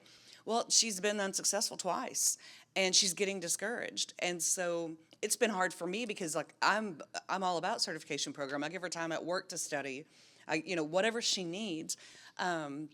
But then I think too, because of my personality and my commitment to the program, I have another clerk that may feel like I'm pushing her too hard. So I have to really check myself I can be supportive, but I don't want to push them away. So there's a fine balance, even as a supervisor. That's exactly what I was going to say. I was going to say, make sure that internally you recognize what you need as far as support. What does support look like for you? And communicate that to your supervisor. It may be that supervisor thinks that they are supporting you, but really what you're looking for is encouragement. And if that's not that supervisor's thing, maybe there's another supervisor within the department or a friend that can be that encouragement for you, even though the supervisor is supporting you because they think, oh, well, I'm putting it in the budget. It's budgeted, therefore they're supported. Yep, I'm supporting it. And then for those of you who don't have even that level of support, Tammy is the perfect example. I'm going to further tattle on Tammy. Yeah, she does. And she'd be the first one to tell you guys, too, if she were here. Tammy sat on the TCCA board in a variety of roles, including president, vice president. I think at some point she was director, and I think all the wide gamut of roles for years and years. And she was trying to achieve her level 3 while still doing all of the vacation time and things that she needed to devote to TCCA. And so her level 3 got pushed down the road and down the road. And she got to the point where her stuff expired more than once. Yeah, she had tested 3 times. She tested 3 times and passed. And then all of her tests expired. I think she did some observations that expired. She actually wrote her journal. She wrote her entire journal, and it expired. Madam 131. Madam 131. It took her, after being through the program that many times, being our mentor for as many years as she was, She did not achieve that level 3 certification until just a couple of years ago. And it was the most exciting thing for us to be able to celebrate her, knowing all of the roadblocks and the obstacles that she had overcome to become Madam 131. In fact, we referred to her as Madam 131 for I don't know how long before. Yes. Now she does expect it. Yeah.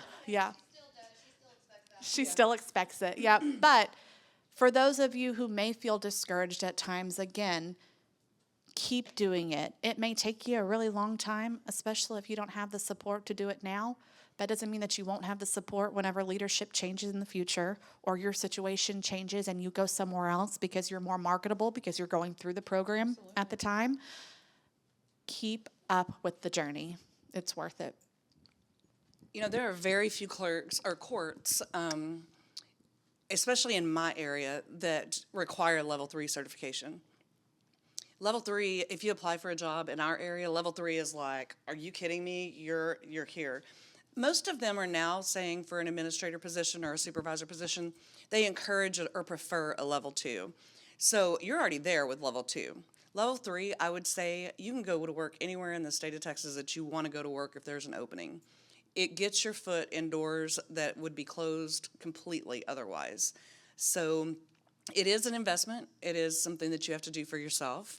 And some of you have a lot of things going on too, brand new board, brand new, all the things. But like I said, don't give up. And like Tammy, she just kept going. And when she was so nervous about her journal. And I'm like, Tammy, you have been our mentor for so many years. You've pushed so many of us. She had done, she just done all of these things for all of these clerks and helped everybody through the way. And she actually hired a professional person to review her journal before she would submit it. We all were like, we'll read it. She's like, no, nope. So she hired a professional to go over it. So she was that nervous about it. Yeah, that's something that's super special, and it's a moment that I'll never forget with her. I think that's a good point that you mentioned as well, as far as a lot of cities requiring level 1 and level 2 certification. We are not a city that requires it currently. And so to that point, your level 3, how many places can you apply to that have an undergraduate degree requirement, right? And bachelor degrees are at this point a dime a dozen. And for those of you who step up and get that level 3, that is another notch that makes you more marketable in whatever door you're wanting to open. And don't let not having anything else keep you from trying to get that door open. I don't know if I tied it all the way back around, but it was my level 3 certification, even though I didn't have an undergraduate degree, that got me the job in Irving. They chose to use that in lieu of the bachelor degree, and that was the only reason that I was hired. And so had I not gone through the program, not only would I not have met the amazing Irving team that I got to be a part of, but I wouldn't have even applied.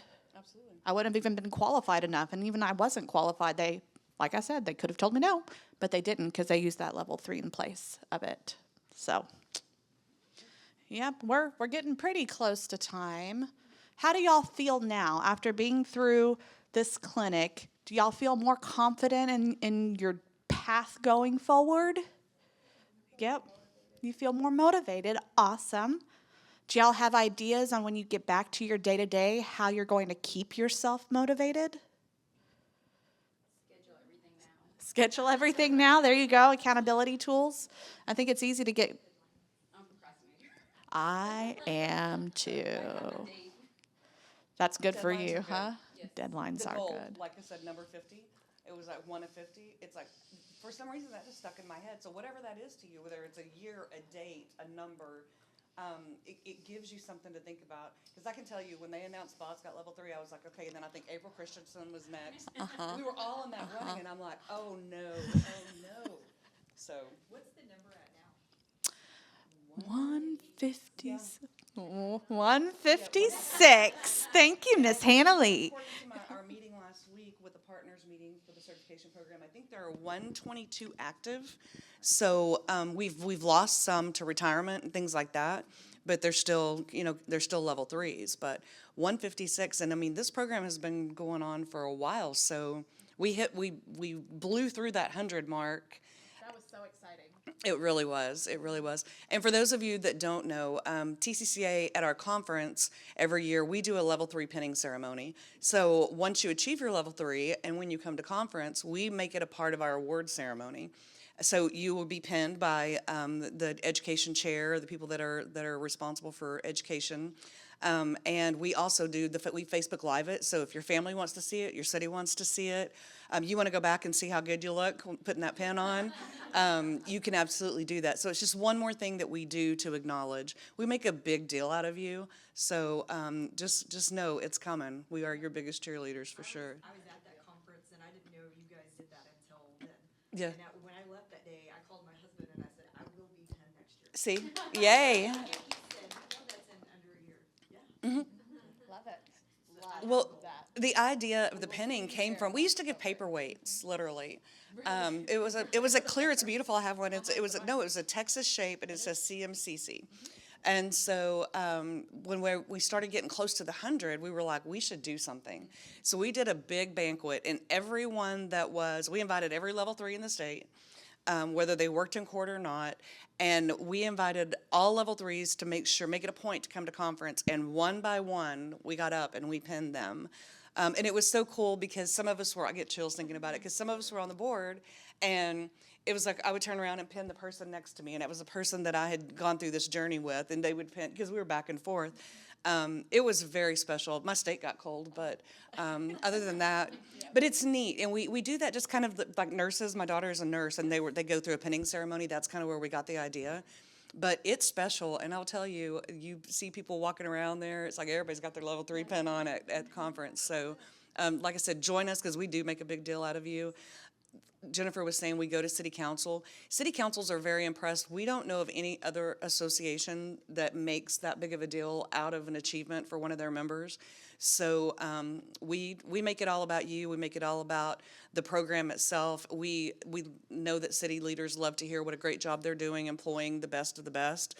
And so it's a feel-good moment for sure, but it also spotlights you. Sometimes it's hard to get that spotlight on us unless most of us, if we have to go to city council, it's because something's bad or somebody's griping or somebody's complaining.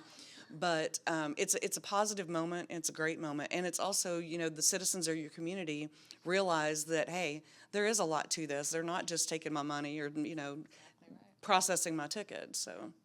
Yep, the purpose of it is to instill public trust, right? We want the public to know that we're taking care of them and we're doing it accurately, appropriately, the way that they expect us to do it. And so this certification just shows how invested we are in making sure that we're doing it for them the right way. All right. I think so too. Anybody else have anything? Good luck to all of you. I love Good to see luck. the different places that everybody is at. So,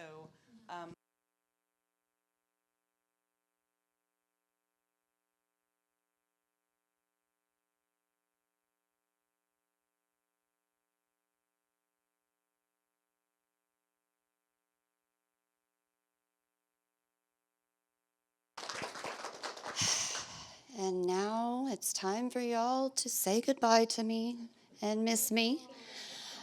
Okay, so in all seriousness, let's not forget about the records of attendance, the Scantron evals, and the course evals. I am super excited to have been able to spend the week with you guys and to get to know y'all and to be part of your journey, because I love what I do. I love who I do it for. I love who I do it with. And I know that y'all are going to be some of the next OGs, because a lot of my OGs are retiring, and we need new people, and I need new faculty, and I need new people that can sit up here and tell their story about their journey to the next folks coming down the line thinking that they can't do it or they just don't know if they'll ever pass. So y'all get to Dustin, get to leveling, and get the pen so that y'all can be coming up here and sitting up here. So, all right, everybody, safest of travels home, and y'all can always reach out to me if y'all have questions or need something. You obviously can find me on the internet on TMCC's webpage or call the 800 line. Don't forget, if you'll just either leave all your pages on the table, I can pick them up, or you can throw them in the back.